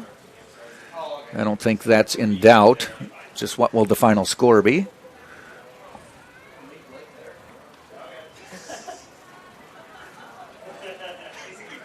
Two balls, one strike.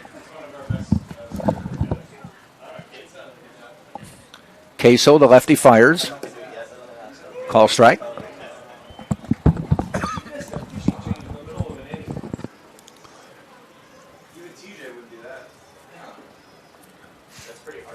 Queso looks ready to pitch, but hasn't stepped in the box yet. It's Texel.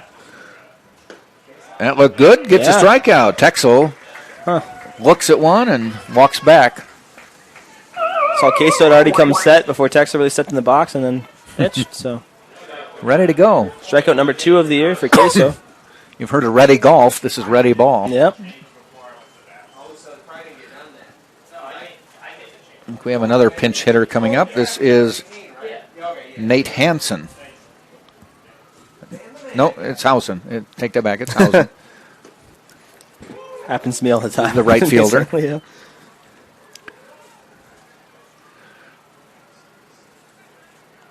You know, I know I have trouble with small fonts, but the other day I was getting a headache all day until I realized there's a ground ball, gets through everybody. Until I realized I had my contacts in the wrong eyes. That happens. Switched them around yesterday. I remember that. Fortunate enough to have LASIK surgery, so I trust me, I remember those days all too well. I also had a bigger left contact than I did right contact, so that was always,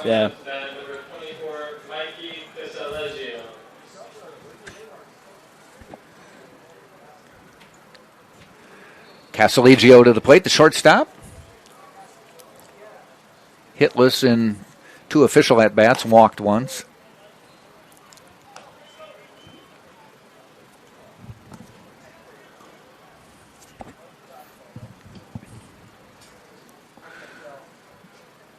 The hit by Housen was the 4th of the day.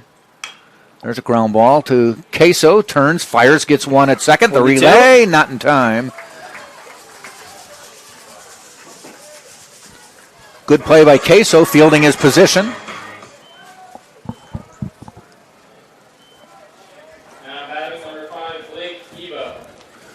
Ebo to the plate. 2 outs now. Spartans 1 out away from wrapping this one up. Housen on first.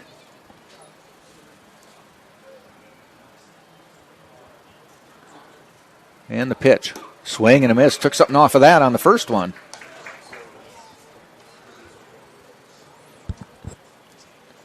Looking for 124 like you mentioned. A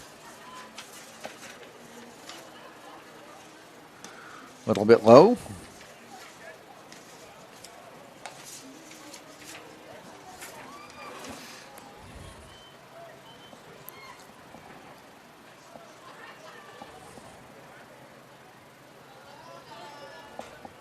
And the pitch way outside, but swung at it. Down to their last strike.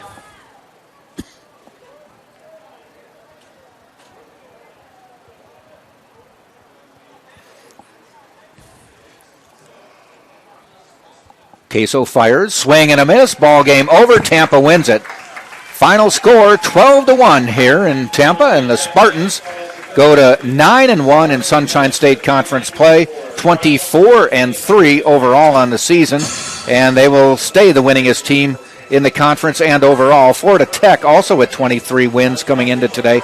They have played 4 more games. As for Palm Beach Atlantic, they're 4-9 now conference play, 13-14 overall on the season. Hayden Erb gets the win, goes to 6-0 on the year, and we will be back tomorrow for another game. Hitting star of the game, more than likely Jamarcus Lyons had 3 hits today, including a 3-run homer. Spartans win it. 12-1 is the final. They turned out the scoreboard already. They want us out of here, I guess. They want us going. Wow, that is quick. I'll go to this one and like 12 runs, 19 hits, 1 error. The Spartans did leave 13, a lot of them early in the game. For Palm Beach Atlantic, 1 run, 4 hits, 3 errors. They left 7. Tomorrow, 1 o'clock, first game of a doubleheader. So join us then. For Daniel producing the show, Tate Gebhardt for sitting next to me and offering the commentary. This is Jack Ike saying, see you tomorrow right here on TampaSpartans.tv. Drive safely, everybody.